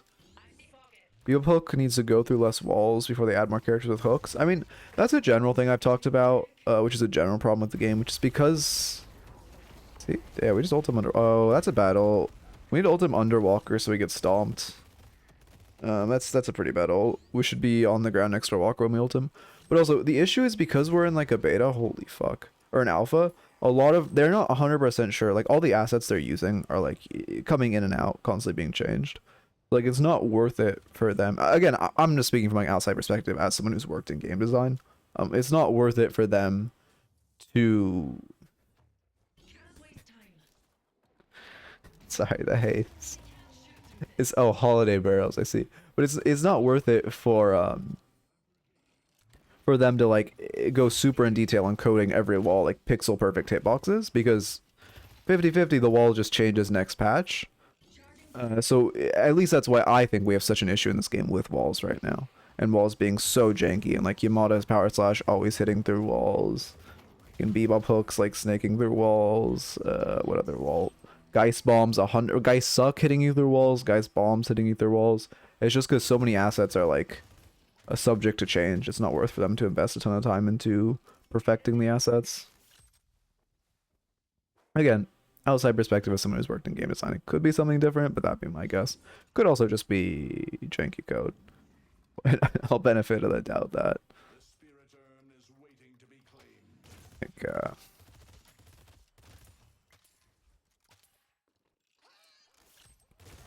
but yeah, I don't know. There's so much potential in this game for characters. Like I hope Skyrunner makes the main game. That motherfucker seems so fun. Do I actually think the character will make the game like that? Probably not. Do I really, really hope they will? And do I hope that they come out next patch? Fuck yes. Although I'm not like we're ever gonna be able to play it because literally everyone's gonna queue for it. How many more reviews are you planning to do today? At least one, maybe two. This is what, second review of the day? Probably two. What time is it? 1. Thank God. Yeah, I don't believe you, Hi. I'm sorry, but I'll never believe a mod. When do you think the next patch will be? Anywhere from 1 week to a month and a half. That's my guess. 1 week would be the earliest possible with the timelines that they normally have. It could be as far as like, I mean, even 2 months. But I think it's highly likely the next patch comes between 1 week away and a month and a half away. Again, that's just judging by their how quickly they patched in the past and how quickly they've pushed out patches in the past. It's not. We could have a year without a patch. We don't know. It's all speculation. And I'm no more a like competent source of when, or I'm no more of a reliable source of when I think a patch will, just because I like do content on this game than like anyone else's. I'm a TF2 player. I'm used to not getting updates. Oh no, this is very aggressive. We see 2, we want to back out. It's fine to like look a little bit on this Walker, but the second we see 2, it's exactly what I always talk about, which is actively seeking a fight that's at best neutral, because you know you have no one near you. You know there's only 2 people. You know that they have a minimum of 2 people, and they could have someone rotating over. So it's just, you don't want to be seeking out that fight. We do have 2 dead now. We have 3 in this lane. Now it's good to siege because they're showing 2 on mid. We know, I mean, this is the opposite where we know they have at most 2 here and we have 3. So it's, I mean, I guess they could rotate over 3, but it's an at worst neutral fight, right? So it's the exact opposite and it's a good fight to seek out. Okay. How do I improve on Roblox? Fucking, I don't know, get on the iPad. I have not played Roblox in so long. I used to play a lot when I was a kid. Like, I played on my grandma's phone all the time. That was fun. But now, like, Deadlock, Deadlock on Roblox. I mean, you know that's going to be a thing if Deadlock gets popular. And I'm going to make a video reviewing someone in Deadlock Roblox. You can hold me to that. Stamina Mastery, yep. How many stacks do we have in cannon? None or 1? Okay, 1. I mean, yeah, we just do it for base damage. Okay, I've said this before. I'm not a person who believes glass cannon is worth to buy if you're 0 and 10. I know some people believe that. I do think it's fine if you're like, you're doing fine. You'll probably get a couple stacks. Are you an iPad baby? Fuck no. My parents would not let me near a goddamn phone until I had like a beard. Which was good. Don't get me wrong. I'm appreciative of it. Like I didn't. My first phone was like a flip phone. I didn't get an actual phone until like mid-high school. Yeah, she should die for this. I don't know what she's doing, but we'll take a free kill. We lose Walker and her, and that's really bad. I mean, I'm glad we get the pick on Hayes. Yeah, you're kind of doing your job. You have to defend this, especially being engaged on. But yeah, no, I mean, I'm very appreciative of my parents for like keeping me away from all that stuff. Well, I mean, obviously I like played games on shit, but it was like, you know, for a long time in my life, it was like it was until I was like 10, it was like 1 hour a day on weekends. And then, or not until I was 10. Yeah, until I was like 10. And then when I was like in middle school, it was like 2 hours on weekends. Until I was like in high school, and then COVID happened, and they were like, I don't fucking know. You do whatever the fuck you want. We're in COVID. Then I played Fortnite for like 12 hours a day straight and completely cooked my brain. I'm a streamer, so you know. Where are we headed? Now we should farm this camp. 100% we should farm this camp. I'm glad we see bridge buff spawn and we route to bridge buff. At this elo, I don't expect you to know bridge buff timings, although you could use, I mean, I have a video on my channel for like a bridge buff exercise. That is, if you just play it while you play the game, it'll say bridge buffs before they spawn every time. It really helps to train your brain to like think for them. However, at this elo, I don't expect us to be there preemptively, but I am glad we understand that how valuable they are and we are reacting to them. Is it really an ult 7 ult? Holy shit, he's behind. What the fuck is this? Oh hell, why do we not have unstop? Why do we have spirit burn but not unstop? What is the idea? Holy shit, that ult does so much damage per second. Never mind, I see the vision. My fault, 7. I forgot you were balanced by baboons. Yeah, we ring around the rosy. Oh, I'd watch my father play CS. Yeah, how did my dad play? I watched him play a lot of shit, but those were the days. I play I remember I loved playing FIFA with my dad. Nice shot. Damn, I was gonna say we should go for a Kobe shot, and it was a great shot. Now we should just go mid though. Well, they have Abrams, or they have Abrams. Is it maxed? It's maxed. We should not do mid. No, no, no. Okay, don't go mid. Don't go mid. Don't go mid. I also made the same mistake. But then you have to look up and be like, well, they have Lash ult, which is decent contest. We have Para ult to counter Lash ult. But then they have Abrams ult, which is max. So we have unstop on it, and we have nothing to counter it. Which, I mean, in general, nothing counters it. But this is very risky, and this is 100% how we lose the game and how we throw the game, is we do a bad mid. Abrams comes in with his ult and steals it, which I don't know if he can make it in time. Your team is stalling. But he comes in and steals it, and then we just get fucked. Why is this Hayes? Hayes is interesting. Maybe he's just complimenting our pocket. Yeah, he's actually here in time, too. I believe we're seeing his suck aura. Yeah, you're looking to swap him out, but Abrams has unstop on his ult. Yeah. Oh, that's really bad. Yeah, that's really bad. Yep, he does get it. I think the best ult in the game for stealing mid boss is Abrams ult, and we should be cognizant of that. Especially whenever you're gonna do mid, you should always check if Abrams has ult. Or sorry, not if Abrams has ult. If Abrams has ult maxed. If he doesn't, it's not that scary. If he has ult, you should not do mid into it. And then also, I mean, like Dino ult is also you should not do mid into. That's very scary as well, especially if the Dino is unstop. And then Yamada ult is iffy. Then there's ults like Yamada, Lash, there's other ones. Infernus, who are like, well, actually you shouldn't do ult into Infernus. Infernus is such a free steal. But like, then there's ones like Yamada and Lash who are like, They discourage you from doing mid, but they're not make or break ults like Abrams on stop. Oh yeah, no, Infernus, yeah, Infernus ult doesn't matter because if Abrams didn't have unstop on his ult, then it's great.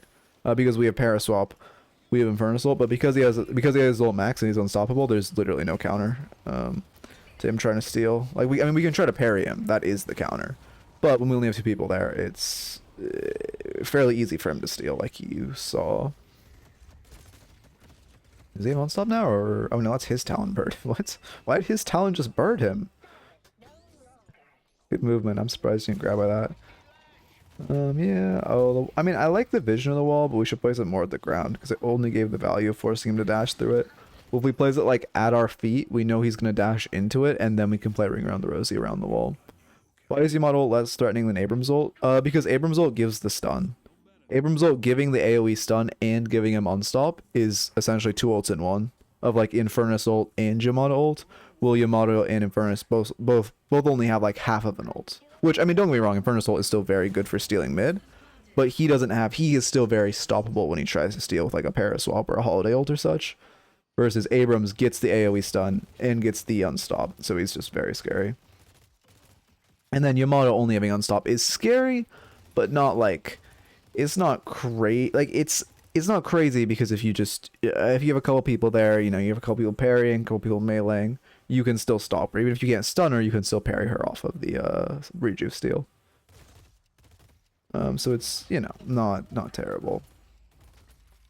Yeah, I mean, I'm not, again, Infernus ult is very good to steal, but it's counterable is my point. Like, obviously, you know, if Infernus is like, if your para is like mispositioning or Holiday's mispositioning and like Infernus is hitting a pixel perfect timing, it can be pretty difficult.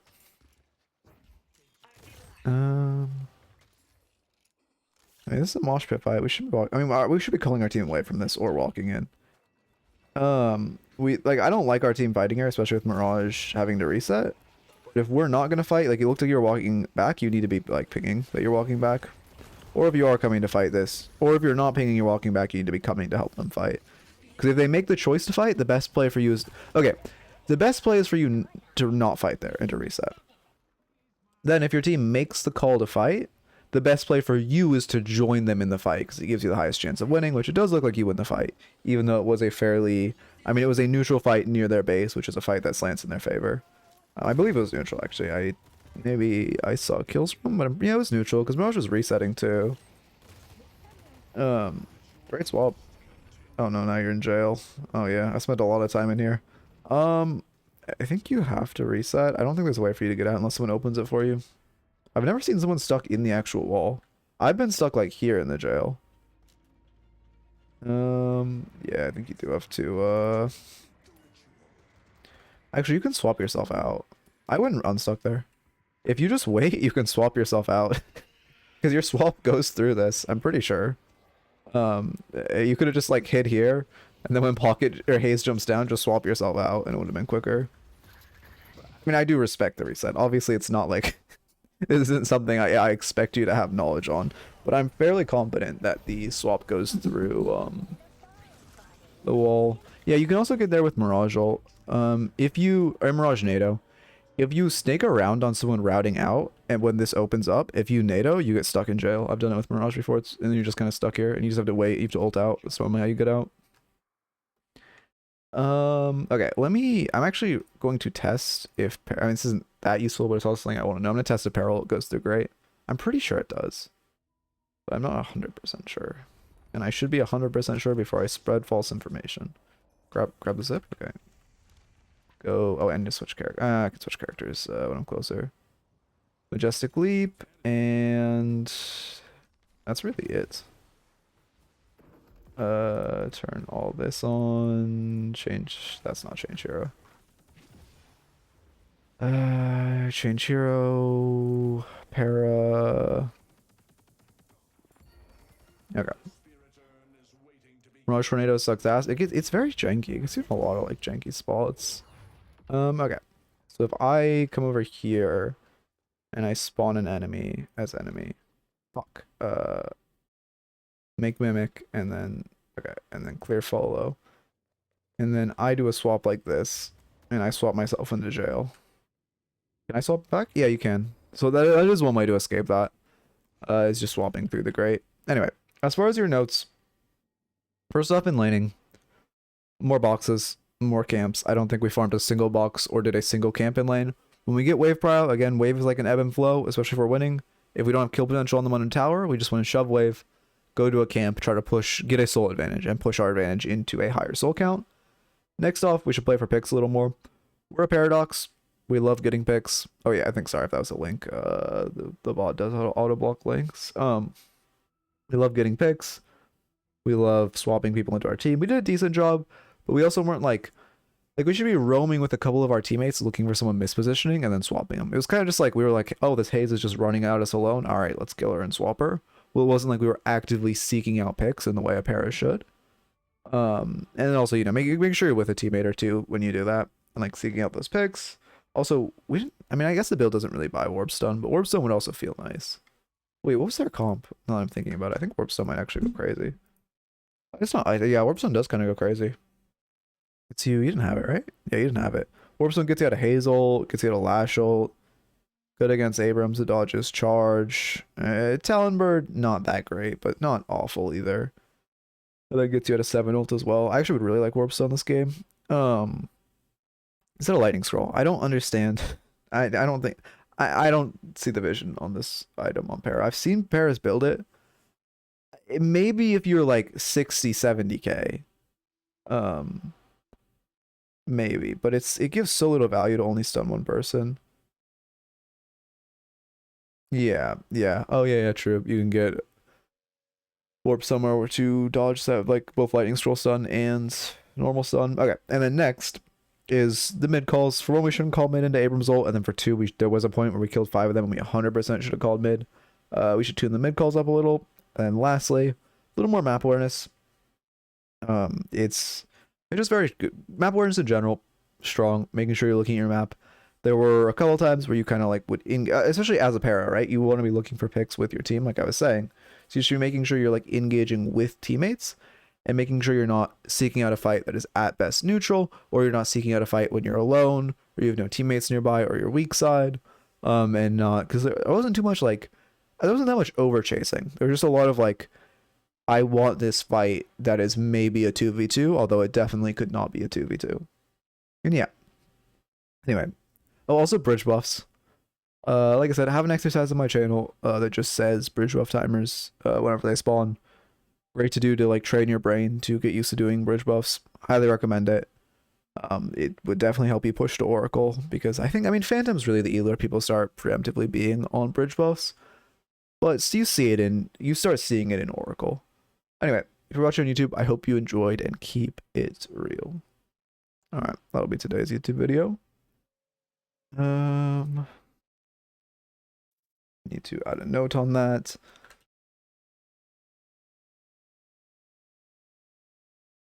Okay, perfect. Yeah, we'll do one more. I've only been streaming for 2 hours. I've been streaming for a while. I guess, like I said at the start of stream, just kind of woke up on the wrong side of the bed today.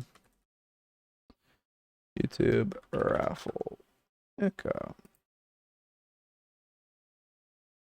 Net gambler. And then get this on screen. Perfect. And then are the logos working now? The rank logos just aren't working. That's so unfortunate. Oh, I guess I should also make a note. I'll put the rank in post then. For the YouTube video. Put rank logo in post. Okay.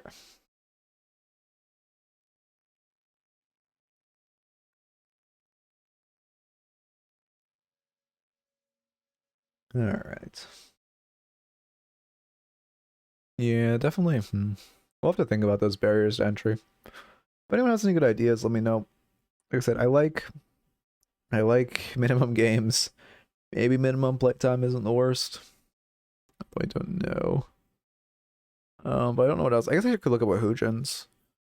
Yeah, do you have to like aim train for 30 minutes a day? You had to play like, what was it, 5 games a day? Or 5 games, not 5 games a day. 1 game a day, 5 days a week for like a month. I mean, obviously he was like, yeah, quite a few subs. We needed to have super high barriers to entry. But like, um, why did okay, that was weird. But I don't know. I'm still not quite sure what barriers to entry I would apply, or what are even applicable.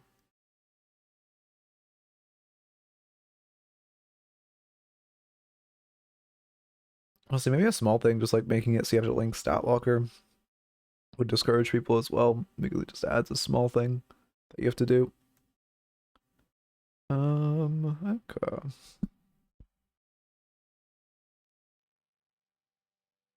Yeah, Starfall might be the last one. We'll see. Not feeling it right now. Didn't sleep well at all last night, which sucks so much fucking ass. Um. Okay. That's all good. That's good. I also need to get yesterday's VOD up. I'll do that after stream. I was supposed to add someone when it comes up. Okay. Wait, that may or may not be me. Wait, what do you mean? It may not be my bad. I don't even know. What's your bad? I was just talking about fucking. Oh yeah. No, it wasn't playing with you. I went to bed at like my normal time, like 1 a.m. after playing with you and playing with Apollo. But then I just slept really shittily because I had some other stuff, which was the unfortunate part. I was in bed for 9 hours. It just was not high quality sleep at all, unfortunately. Okay, 2 minutes left. Deadlock equals no sleep. Yep, that's how it'll be. Oh, I haven't played a game on main in a while. It's been this game was so ass, but it's only been a few days. Okay. 1 minute left. Wake up, deadlock, sleep. Exactly. Part of me, I can't wait till I can hit that grind. It'll be so fun when I like, if I become, well, not if, well, if I choose this, but like when I become like big enough to just do this as my main career, like, it's gonna be so like I don't know if I can when I can hit a locked in arc and just like fucking like 2 months, just wake up, stream deadlock, grind. Like that'll be fun. That'll be like a Tyler one type of arc.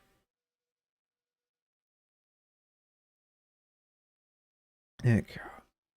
How long you plan to do daily uploads for? I mean, daily is like they haven't really been daily. I mean, they're daily. They're it's like 20 uploads a month more than daily, like 25 uploads a month. But daily is just an easier way to put it. But I mean, I'm planning on doing it for a while. Like ideally I could keep this up until I get an editor, right? And then it's like easy to do daily uploads. But I don't have any plans on stopping.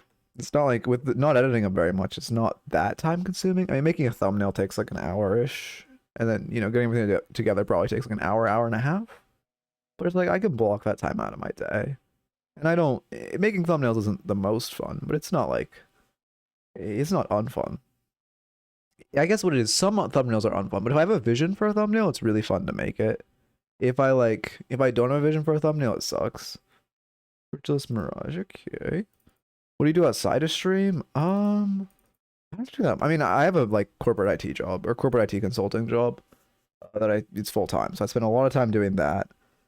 I still try to watch like content on the game and play the game, although that has been pretty busy recently. I also just like play some random games. Like I've been playing Satisfactory recently, in a little bit of my free time. And then like I walk a lot to like keep my mental health up. Like walk a lot and listen to music. And then just like hang out with friends.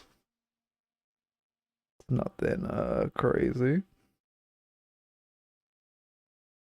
But I will have a lot more time when I could just do this as my job, which will be a lot better. Yeah, you gotta. I mean, is your bebop like a down arrow? Um, let's see. Customs. Let me get. I mean, I doubt it's gonna work, but we'll check. Nope, did not work. Wouldn't be surprised. Then I just need to record a marker. I have to, yeah, but I have 300 games on him. I mean, yeah, sometimes it's like that. I don't know. The ranking system is fucking broken right now. It needs a drastic rework, but it is what it is. Make,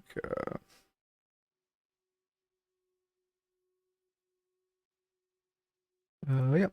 Start recording. Slash marker.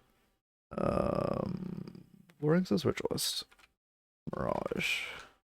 Okay, perfect. It's one of the glitch lobbies that starts here. Climb to Eternus goes on. Yeah, I believe in you. I honestly, it's not. I don't know. Especially with the community, so I mean, I would shoot for Ascendant first, but like, you can do it. Just watch content around the game, focus on your mistakes, monitor yourself, and you can climb. Although it is obviously again ranking is very very scuffed right now. So don't focus on your own improvement more than your actual rank, and you will improve the most. I mean that's always true, but especially true with how broken the ranking system is right now.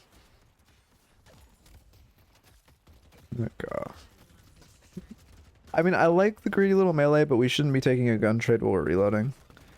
Also, yeah, we need to get out of this Kelvin. It was really bad. Should not be trying to trade with him. Also, we should be trying to space around this pillar. If we just looped around, we would have saved ourselves a lot of damage. What should we take from beam there? 220? Yeah, it's just like a big chunk that is not fun to take. I mean, we're Mirage, so we're going to rush Mystic Regen and become immortal. But it is still not great to take that trade. Also, you could be sliding on these stairs for infinite ammo. Ooh, rapid fire is really bad. First off, always best to build Mystic Regen first on Mirage because the item is disgusting on him. You just spam your mark and you heal infinitely. Secondly, you're already half HP, so you want to itemize defensively because you're not very healthy. And then yeah, I was ready myself up for a thirdly, but there isn't a thirdly. It's just better for you to itemize defensively, and Mystic Regeneration is insanely OP and should literally always be your first buy on Mirage, unless you get like 1 HP to need healing, right? Yeah, we shouldn't. We shouldn't. You should never try to trade with a Kelvin beam. You should be hugging walls more. Fortunately, he doesn't cancel to parry you. It is better Kelvins get pretty good at canceling beam to parrying because in like this elo, people love to melee Kelvins with who are using their beam. So then in higher elo, where like the Kelvins with more hours get used to canceling their beam to parry. So it is a little risky, but he doesn't parry you, so it's fine. But also, in general, we just shouldn't be trying to trade with a beam Kelvin when we can get to a wall, because we're never going to out DPS Kelvin beam. Mostly, I've been taking more with the enemy teams. Recently, I've been talking more with the enemy teams, even if randos, and I would kind of try to team up with them. Oh, I see, like running duos. I was, why are you focusing on the enemy team? Or do you just mean like playing with your team? Yeah, I don't like rapid rounds rush, especially when we're 400 HP. Okay. Fortunately, we don't get the denies. You have like a 20-second window right now where you go, like it's not 20, it's 15, but you could grab some boxes. I'd go do a small little box route. Okay, you are, I don't know, you should just grab these. It doesn't have to be a crazy box route. You can just grab these, come back. If you want to get greedy, grab the 3 on down here. Nothing too crazy. Oh, mental warfare. Oh, yeah, like tilting the enemies. Yeah, tilting the enemies, I mean, I don't know. I don't think you should be toxic, but also, like, there obviously is tactics between tilting the enemies. Oh, you're saying playing with team only, not tilting the enemies. Oh, I see. Yeah, I don't know. It's, like I said, I'm not... Oh, yeah, it's really bad. We're just taking so much and we're staying in the beam, too. This is why extra stam feels really good into Kelvin. I mean, Mirage doesn't... K-Dash doesn't feel... yeah, extra stam doesn't really feel that good on Mirage. But enduring speed doesn't feel awful for slow resist, but it is kind of bad to just be stuck in this these permaslows. What was I even thinking? Oh yeah, it's like, I don't know. I don't like that the game is getting more toxic, but also like intentionally tilting the enemies is a genuine tactic. So it is like, I don't know. It's, I don't know. It's interesting. I mean, blaming your, if you ever blame your teammates, you're just fucking stupid. Because it literally only griefs you and griefs your own MR. And like, it's because you're tilting. Yeah, Gamble life still ain't the best form of sustain. But blaming the enemies does have validity. Yeah, I mean, that's pretty much it. It's, I mean, you should really just, if like anyone's well played spamming, or if anyone's, oh, what's the word? If anyone's like talking shit to you, you should just mute them. On your team, on the enemy team, it should just be instinctual. You just insta mute them so you don't tilt at all. That's like 100% the best way to build, to like deal with tilt is just prevent it. What the fuck is this? Again, we're gonna try to out-trade him and beam. Our rolls are like not good either. We're rolling very, like we're rolling like this when we want to get, we want to hug this wall because we want to get out of his beam as soon as possible. So we should be rolling and hugging this wall and looping around instead of just rolling in a straight line where you can keep line of sight on us. Yeah, somehow most people who tilt me are the people who aren't cooperating or just the enemy being better. Yeah. I don't think I get tilted by, like, I get really tilted by idiots, who think they're right. Because, like, obviously I'm a macro heavy player. What tilts me is when, like, you make the right call and it just doesn't work out. Or you just make the right call and the other person is just too stupid to understand it. And they shit talk you. And that is what, like, makes me tilt out of my fucking mind. So that's when I insta mute. Like, I was playing last night. And, I came to split, I was 7. I was just playing, I don't like 7. I want to practice 7. Don't get me wrong, I'm not a 7 player if you're new here. Don't think less of me. But I just wanted to practice 7 because I've been coaching him a little recently. I wanted to get a little more competent on him, like, mechanically. So I was doing a little 7, playing a little 7. And I came to split a wave with the Abrams. This was on my ult account, so it's not highest elo. But also, you know, I don't want to, like, I'm not playing Dino. I don't want to play on main. This is not a fight we love. We should be able to get out though, yeah. Good bathing. Ooh, we should, yeah. We should be more afraid. I don't mind trying to peel for the 7, but the second he dies, we need to book it out. Do we have? Okay, we didn't have NATO.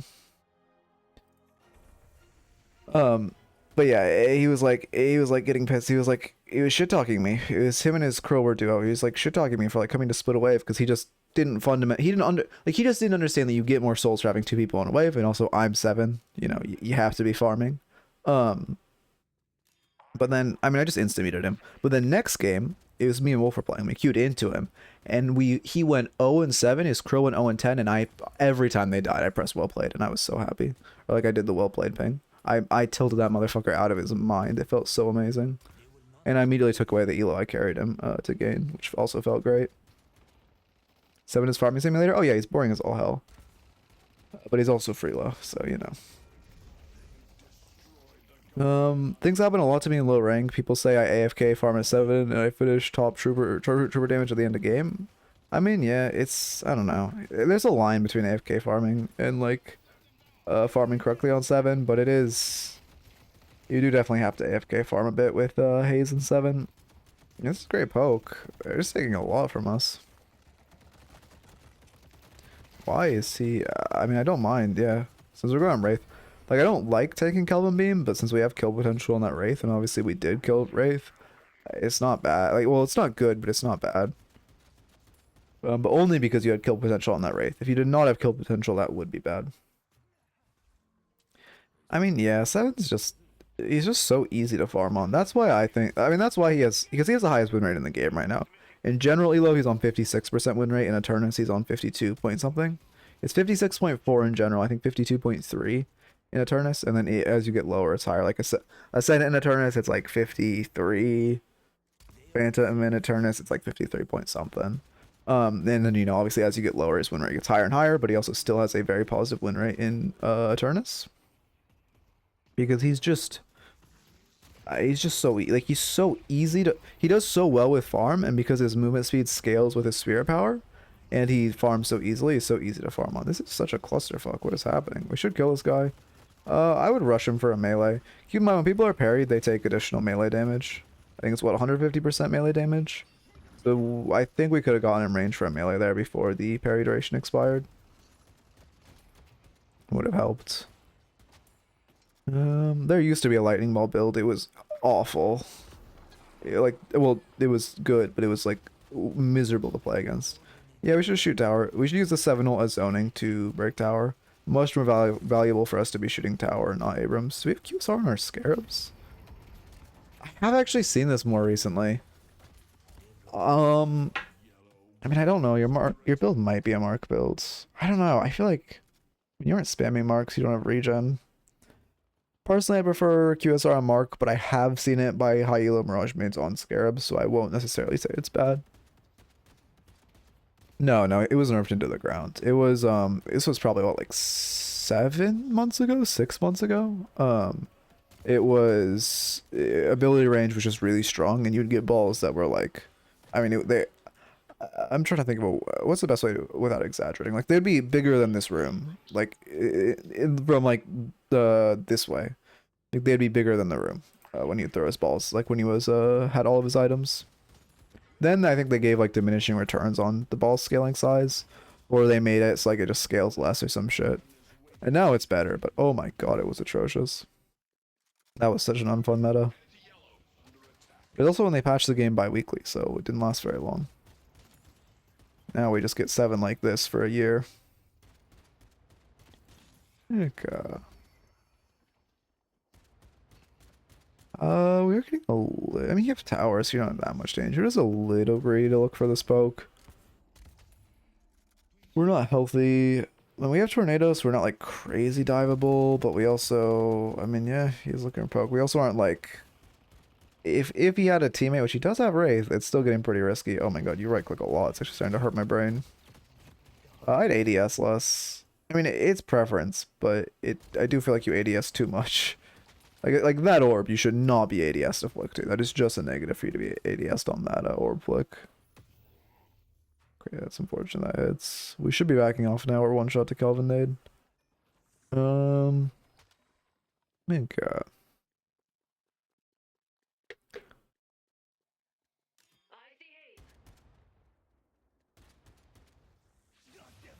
Yeah, I like the nado to be safe. We need to reset now though. Now we're like a 1 HP Mirage under tower, no nado. This is so incredibly diveable. Yeah, we get pushed back, but like, don't walk back. Okay, you're 7 ults. You're at a nade threshold now, which is good. As long as you hug tower, you're not in that much danger anymore, but you should be careful. Also, we should be sliding on the stairs there. Oh, you're fucked. We should be sliding on the stairs there. Also, it's a bad nado. You want to use your nado, like you used your nado when he was stunned, so you, for 1, you're wasting the CC, but then for 2, you're wasting the invincibility frames and the like juking potential. You want to wait until that stun expires and then nado him. Yeah, we all back. We should have bought though. I don't know, especially while we're dead, we should 100% be buying. I have not been making notes. Let me do that.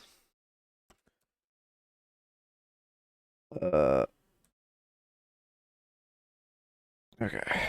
Yeah, we should get him. I mean, it's 4 stacks of mark. You should just die to mark, right? That's 4 stacks, no?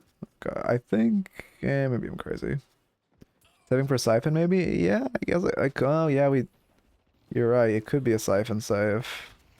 Which I guess wouldn't be awful. Yeah. I guess I wouldn't mind a Siphon save, but if we're not saving for Siphon, then this is really grief not to be buying right now. I saw 2 Talon bird maxing builds using Torment Pulse. Do you know why? Nope. I think they're just inting. Yeah, it's just grief. There's, yeah, no, that's just, I don't know. Maybe someone popular who's not good at the game did that. That would be my guess.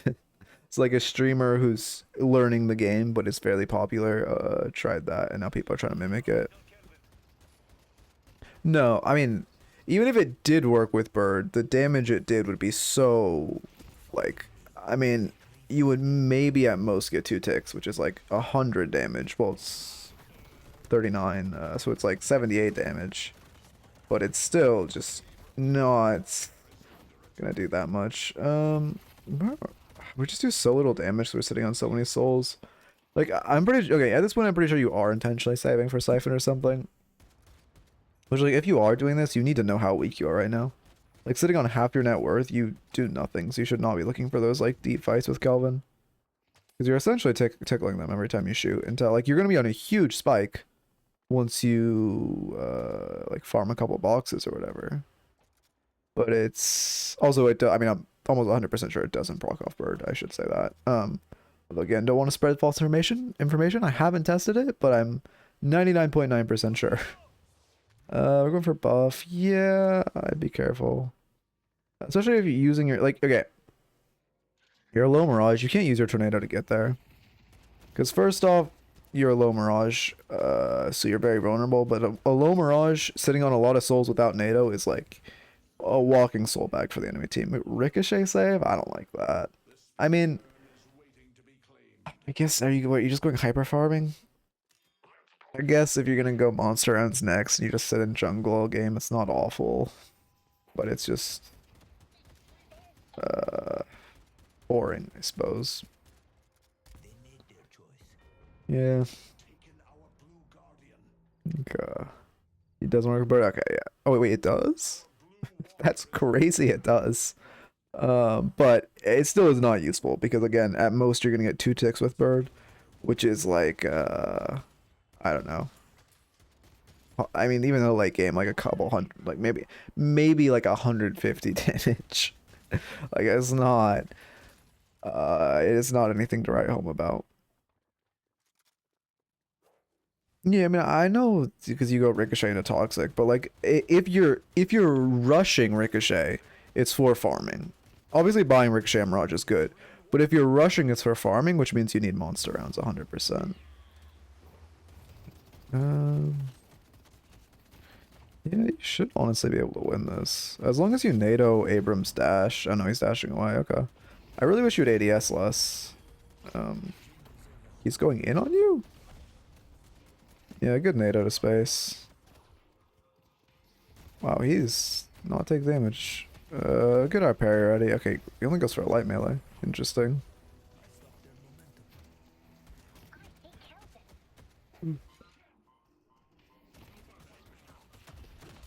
Oh. That is an unfortunate death. How many stacks does he have? Oh, wow. We've just been feeding him. I guess that's not a crazy amount for 20 minutes, but it's still a pretty high amount. I mean, again, it's not about buying Ricochet on Mirage. Like, Ricochet is always a good Mirage item, but rushing it is... You have to be, like, hyper farming, which I think we're going for Toxic Bullets next. You don't need... No, you do kind of need monster rounds, because it's just, like, 25% extra damage flat. Because your Ricochet, it's going to do so much. I mean, you're literally going to farm every camp. Well, okay, you do spirit damage, so we'll say, like, 17% faster. But for 800 souls, farming every camp 17% faster. Like, if you farm arbitrary number 10 camps, you're going to make those souls back again more. 10 actually seems like too high of a number. I mean, yeah, 7 is their only hyper farmer. We should catch pause for Para. We're a little late to see that. Maybe more than a little late. Okay, quite a bit late to see that our Para SDC'd. We should definitely have more awareness towards the top of our screen. Or I should like pretty commonly be darting towards the top to check like soul count and such. Seeing like what enemies are dead, seeing how many souls you have, all of that.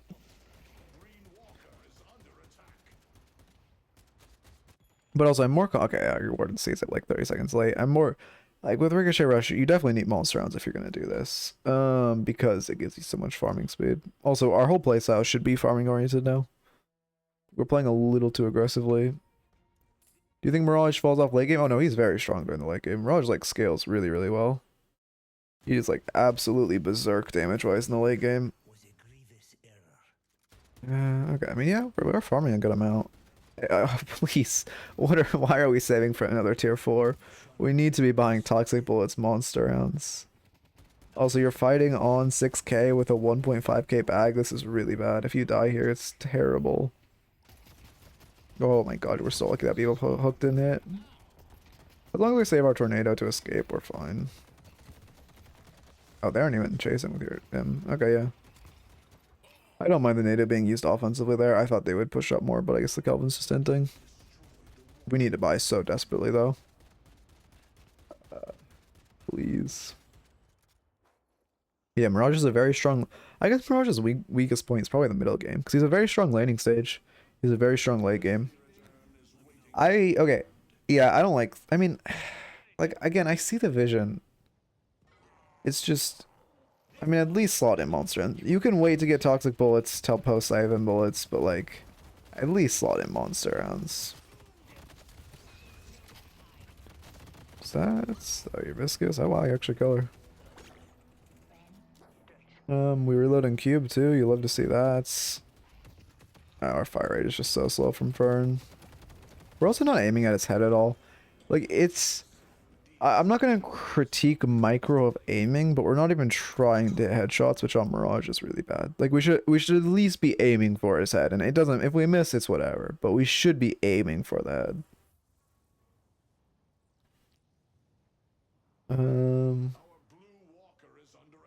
Like, I mean, okay, I guess, I mean, I do, with the ricochet build, I do see the vision of just hitting body shots, but it's just, you're like, if you aim for the head, you might temporarily do worse, but in the long run, your aim is going to improve better, and you're going to allow yourself to climb higher by, like, actually hitting headshots.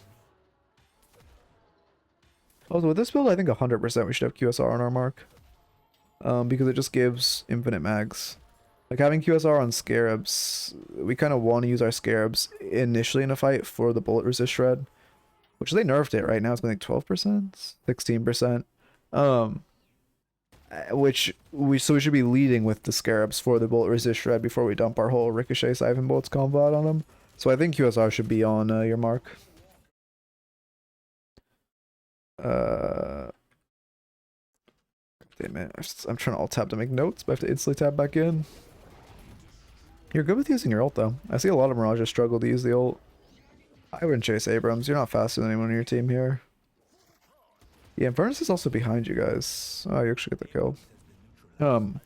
I wouldn't chase with the team, though. When there's 3 chasing him there, 99% of the time, us throwing our body in the chase is just going to be a waste of our time.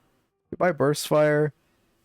Again, I mean, a good item with this build, but I do think Toxic Bullet should come out first. Burst Fire does give a lot of fire rate, but you want the fire rate to build Toxic Bullets. Also, the anti-heal is so incredibly good into Abrams, Infernus, Kelvin, Wraith as well, Haze. Wow, actually, anti-heal feels amazing this game. And if Bebop Siphon builds... Okay, he's an interesting build. How much bullet resist they have? Okay, only Bebop. I mean, if they keep buying bullet resilience, it might be an armor piercing rounds game. Yeah, you don't have ults. There's no objective. Yeah, you just kind of have to housekeep. I'd catch mid first. Since Haze is showing on the left line, well, actually she shoved extremely quickly. But ideally you fix mid before you come to this lane where that Haze is contesting. Also, we should be confirming those orbs. She doesn't deny, but she definitely could. NATO to be safe, I don't mind. Again, we could be sliding down these stairs as we're shooting, so we get the infinite ammo buff, and we don't have to keep reloading. Yeah, I mean, I'd be careful taking a Pog Shot duel with Haze, because she is, like, you're at 80 stacks of fixation right now, and she is just stacking fixation. Does she have Ricochet? How'd she restack on you? She does. Okay, interesting. NATO. We're so vulnerable with her NATO down in Mirage. We do not want to waste it like that. Like, by far, the most important thing about playing Mirage is, like, utilizing your tornado well. Thank you for the follow, Trouble. Welcome. Okay. We should definitely go sell regen for Toxic now. Also, you know, like I said, I as much as you also aren't farming them. I mean, you do have to play housekeeping right now. You're letting a wave crash. I guess you're chasing Dynamo, get the wave. Not awful. You're hoping you get a ricochet on her. I see the vision. I wouldn't chase this though. You're down 3. Very greedy on the chase. We're lucky there wasn't like a bebop there to hook us and turn it around. We don't have camps up. We need to put her on the left side of the map because that's where the camps are. This is very greedy to be positioned this aggressively while you're down too. I'd be very careful. Do a lot of damage, but it is still very, very risky. If you were the one who won the raffle, then yeah, this is you, Yep. Is this gonna be uploaded so I can watch the entire thing? It'll be, the Twitch VOD is here tomorrow at 4 p.m. This stream will come out on the VODs channel, and you can watch it on the VODs channel. And then, like, this VOD has, like, I would say a 50% chance of being a YouTube video, but I wouldn't count on it. Because this is not a bad review so far, but it's nothing stellar. Like, not, obviously for you it's good, but I mean, like, content-wise, like, generally applicable things. Are we saving for another tier 4? That'd be insane. There's no way. There's no way. We could be sliding after those dashes as well. Yeah, of course. Okay. Alright, I see. I mean, I don't think there's anything that's better than toxic bullets right now, so it is bad to be saving for a 6k. They should be on mid. Okay. If this is my game, I'm pushing this walker because they should be putting like, well, okay, realistically they're going to put 5 on mid and someone's going to come to stop me. Oh, they are actually going mid. So I'm pushing this one. Yeah, it does look like you're pushing the walker. I was going to say, I didn't actually expect them to do mid because of the elo, what they do. And we come to push walker, which is great. Will they probably have someone to catch you? Yes. But it's good. Yeah, we use Scarabs on walker for bullet resist shred too. Perfect. Toxic is next in the build. I just bought burst. I was waiting for a slot. I mean, you have extra regen to sell. It's not, I mean, yeah, you do. Okay, you do go toxic. And then, but like, extra regen is not useful to keep at all. Yeah, we do sell it for Mercurial. Oh, fair enough.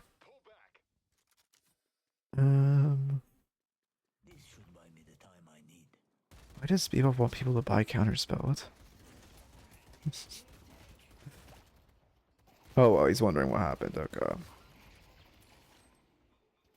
But yeah, I mean, I think selling regen for Toxic was definitely the play. Also, I feel like it's better to cop Toxic before Burst, but that's just me. Because Burst gives so much more value with Toxic.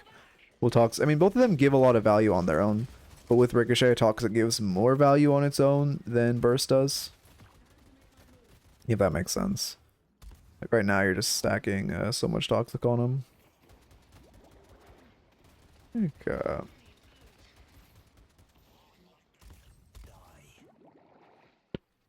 What are we? Okay.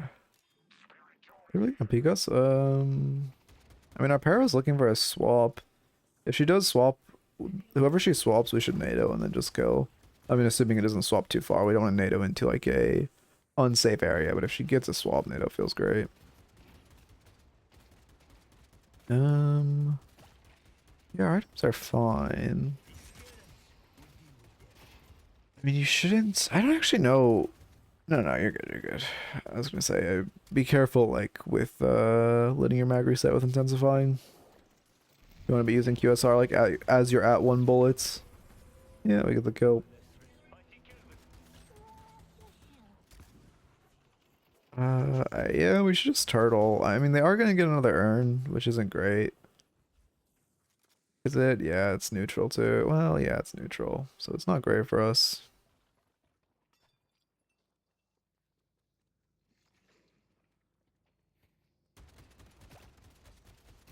Yeah,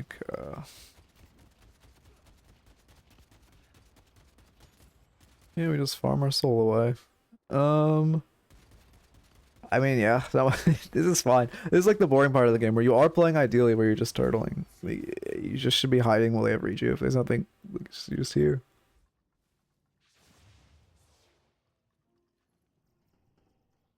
They bought. Ah, he pivoted to melee. What's their bullet resist looking like? 20, 0, 10, 10, 10, 0, 50. I mean, yep. If anyone else buys bullet resilience, I would say armor piercing rounds could come out.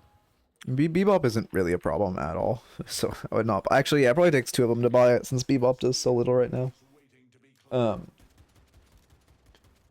But I would be a little more What's the word I'm looking for? It should be on our radar of if they, because I mean, if they buy plated, obviously you don't want to buy it. But if they buy a lot of bullet resilience and not plated, it feels good. Our comp does it. Actually, why is it people rush bullet resilience? We're stronger spirit. I guess he just saw Paradox had gun items and assumed Paradox does gun damage. Yeah, coming to the mosh pits. Probably gonna upgrade something. Yeah, we upgrade to Boundless. I mean, yeah, it's a hybrid build. That's fine. No, I mean, the game has been pretty good so far. Well, I mean, this is like ideal play. When they get Reju, you just turtle. That's kind of how it is. But also, like, because of the elo item, I'm not like confident enough that you will hard turtle to skip. Not like you specifically, but your team. Yeah, I mean, it's good kills. You got the Reju's off. You ups on a long respawn timer. You should get at least a walker for this. Yeah, Bebop loves to type. Holy shit. There's no reason to check that. It is like a Valorant concept, which is like, I'm assuming someone ratted in that veil once on you and now you perma-check it. It's better for you to die to that veil the 1% of the time someone's in there for you to check it 100 times. Again, yeah, QSR on Mark would feel so good right now. Unfortunate. But it's like, yeah, it's a Valorant concept where you don't want to always check the rat angle. It's just better for you to die to the rat angle the like one time the guy's there than to check it every 100 times.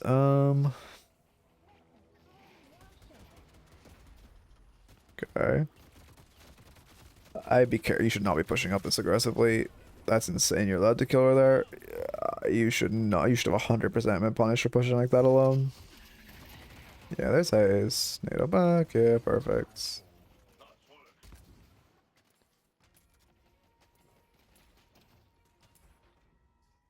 Yeah, you can still put QSR on Mark. I don't think, maybe you were glitched, but you've always been able to put QSR on Mark. I don't know if you had a glitch or something.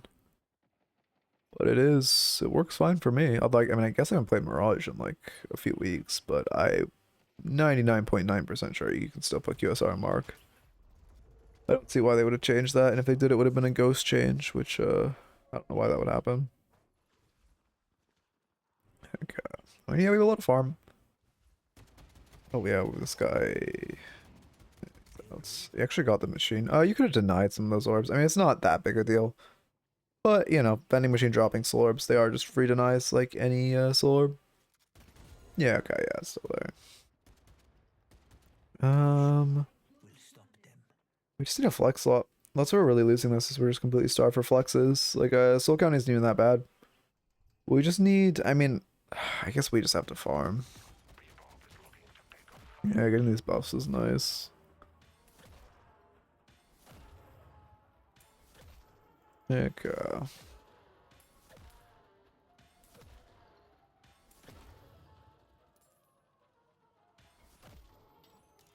I'm curious what we'll buy next. I mean, we're just so starved for flexes. Like, we have decent fire rate.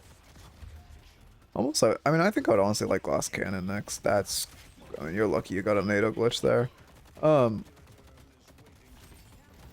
think Glass Cannon would be my buy next though, because you have high fire rate with like, you have high fire rate with burst fire, rapid rounds, and all that. And even Ricochet gives like what, 25% fire rate, something like that. Yeah, 25% fire rate. I definitely think you have enough fire rate now. It's the total amount. You have 66%. I would like to see a little more base gun damage come out. And I think Glass Cannon would do that very well, especially when we're very ahead. Leech, I mean, yeah, Leech does give good sustain. I don't mind Leech. Teleporting this is risky. It is still a 3v4. It's not really a fight we want to seek out. Okay. Oh, motherfucker, wait, did you just get hit by... Oh, was that an Echo Shard kick or something? Wait, how did he just go up that far? Maybe he jumped as he got kicked? I play Dynamite. I don't think I've ever seen that happen. Oh, we should get away from our team. Yeah. 20 bombs us like that, we should be a little more prone to run away. I would not chase this. I mean, I guess they only have 3 alive, but it is still very risky. Yeah, you should shoot his head. It's again, it's fine not to be shooting headshots when you're in a fight. I mean, you should be trying to, but it's fine not to be. 100% when he's dying molted, you should be headshotting him there. Because I mean, it's very free to headshot him. I was really on the one pushing, I was really the only one pushing objectives, if I remember correctly. Yeah, you are very starved for flex slots. It's not the most fun, to say the very least.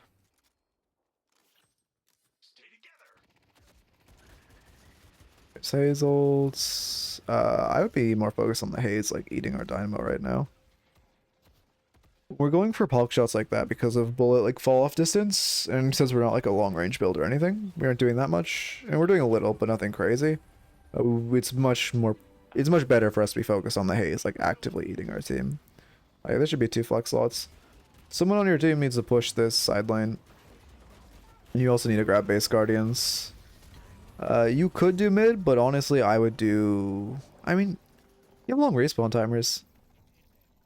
Yeah, I think a mid call would be fine. At this point, it might be a little too late, because you can't do it with Abrams alive, because he has unstop on his ult. But I would honestly prefer... I should say honestly, I don't mind a call just to get flexes, because we got 0 flexes, and now we're doing mid into an Abrams ult. I don't love this. If you are doing mid, you need to make the call immediately as the Wraith falls, because then you have a timer where you can kill it while they have 3 dead, including Abrams, whose ult you cannot allow to be on the board while Riju is falling. But if we don't make that call, we should be taking base guardians. We should be putting 1 to grab this walker and getting ourselves 2 flexes. Yeah, he's ulting it. Fortunately, he mistimes it, but if he timed that right, that would have been almost a guaranteed steal. I mean, I'm assuming he has unstop on his ult. I think I already checked. Yeah, he does. Okay. Sean Kelvin, yep. And now, I mean, it's a good fight. We're lucky we got that. You should take a walker. You should take their base. You should just stop. When running away like this, you need to stop at secret shop because you're on 9k. You can sell, like, I mean, it kind of sucks for you to sell anything. But you can sell, like, Swift Striker. For, I mean, again, something like Glass Cannon would be so strong. Okay, yep, we get our walker. You should push base guardians. Yeah, you don't. I mean, you need to buy, but since you didn't buy already, you need to at least get base guardians before you guys go reset to buy. Ideally, after you kill mid, you all are taking a second to reset and buy, but because you don't have flexes and because you had 3 dead, which you should take their. You can knock Patron here. Oh, you're getting wave. Okay, yeah. I was gonna say we should not be running away. Should be 20 seconds to knock Patron. Maybe not. Actually, Viscous being dead is bad. You cubed the wrong person. We should back off now. We aren't gonna get Patron. There's no advantage in taking Shrine. Especially with the haze respawning in 6. Yeah, we should be pinging back as well and running away. Not the fight we want to take. Ults. You're not ulting very far, and also you're ulting into a bad fight. Yeah, focus Fern. I focus Haze here. That's unfortunate that hits. Yeah, now you just evaporate. Good parry. You guys don't have any active items, do you? We go Lucky Shot and Spiritual Overflow. I mean, not bad items. Lucky Shot, obviously, a strong item. Spiritual Overflow, not bad at all either. You just don't have that much base gun damage. You're really just playing for your Toxic Bullet damage and Siphon Bullet damage, which isn't small. But when you have a lead like this, I mean, you're 15 and 6. I think Glass Cannon feels very good. It's in this game, or well, currently, it's very easy to get fire rate, and it's not that easy to get base gun damage. So having Glass Cannon give a ton of base gun damage is great. And then on top of that, the stacks give fire rate, which feels great. So if you're fed, it would feel amazing to have. Honestly, better than the Spiritual Overflow. And then on top of that, you're adding that damage to the 30% extra from Lucky Shot, which is going to be 80%, and then an additional 30%. It's going to, I mean, essentially those 2 buys would double your damage-ish with gun. Not, I mean, your base gun damage, obviously then you wouldn't be doing flat double damage because you're doing a lot of Siphon and Toxic Bullets. What's the balance for in this build? Mirage Mark does so much more damage than it should with just a little Spirit Power. So like Boundless, I mean, Boundless and Mercurial both give spirit investments, which is great for spirit power, and it just does such a surprising amount of damage. Yeah, like max mark right now does 12k, or not 12k, 1200. And that's not including spiritual overflow, which gives it an additional 15 per stack, which I don't want to do the math on that, but so like 1500, which is just such an insane amount of damage to have on one button. That's why Mirage scales so well, because spirit boons just make his mark do so much, and if you build for it slightly, you just go crazy. Don't walk in bomb range. Yeah, we space it well. We're gonna be proccing our leech here. Yeah, you just beam Abrams. I also wouldn't mind long range. I feel like your play style is very like long range oriented. We could have kept shooting Abrams.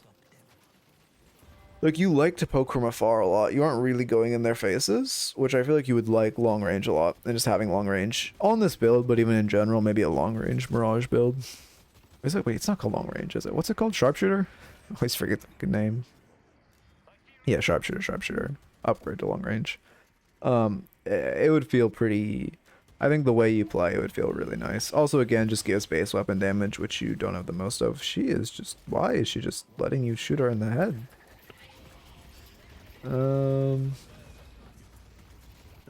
I would NATO. It's a good NATO to get out of Hazel, but I would NATO in the pit just so we could keep shooting the patron.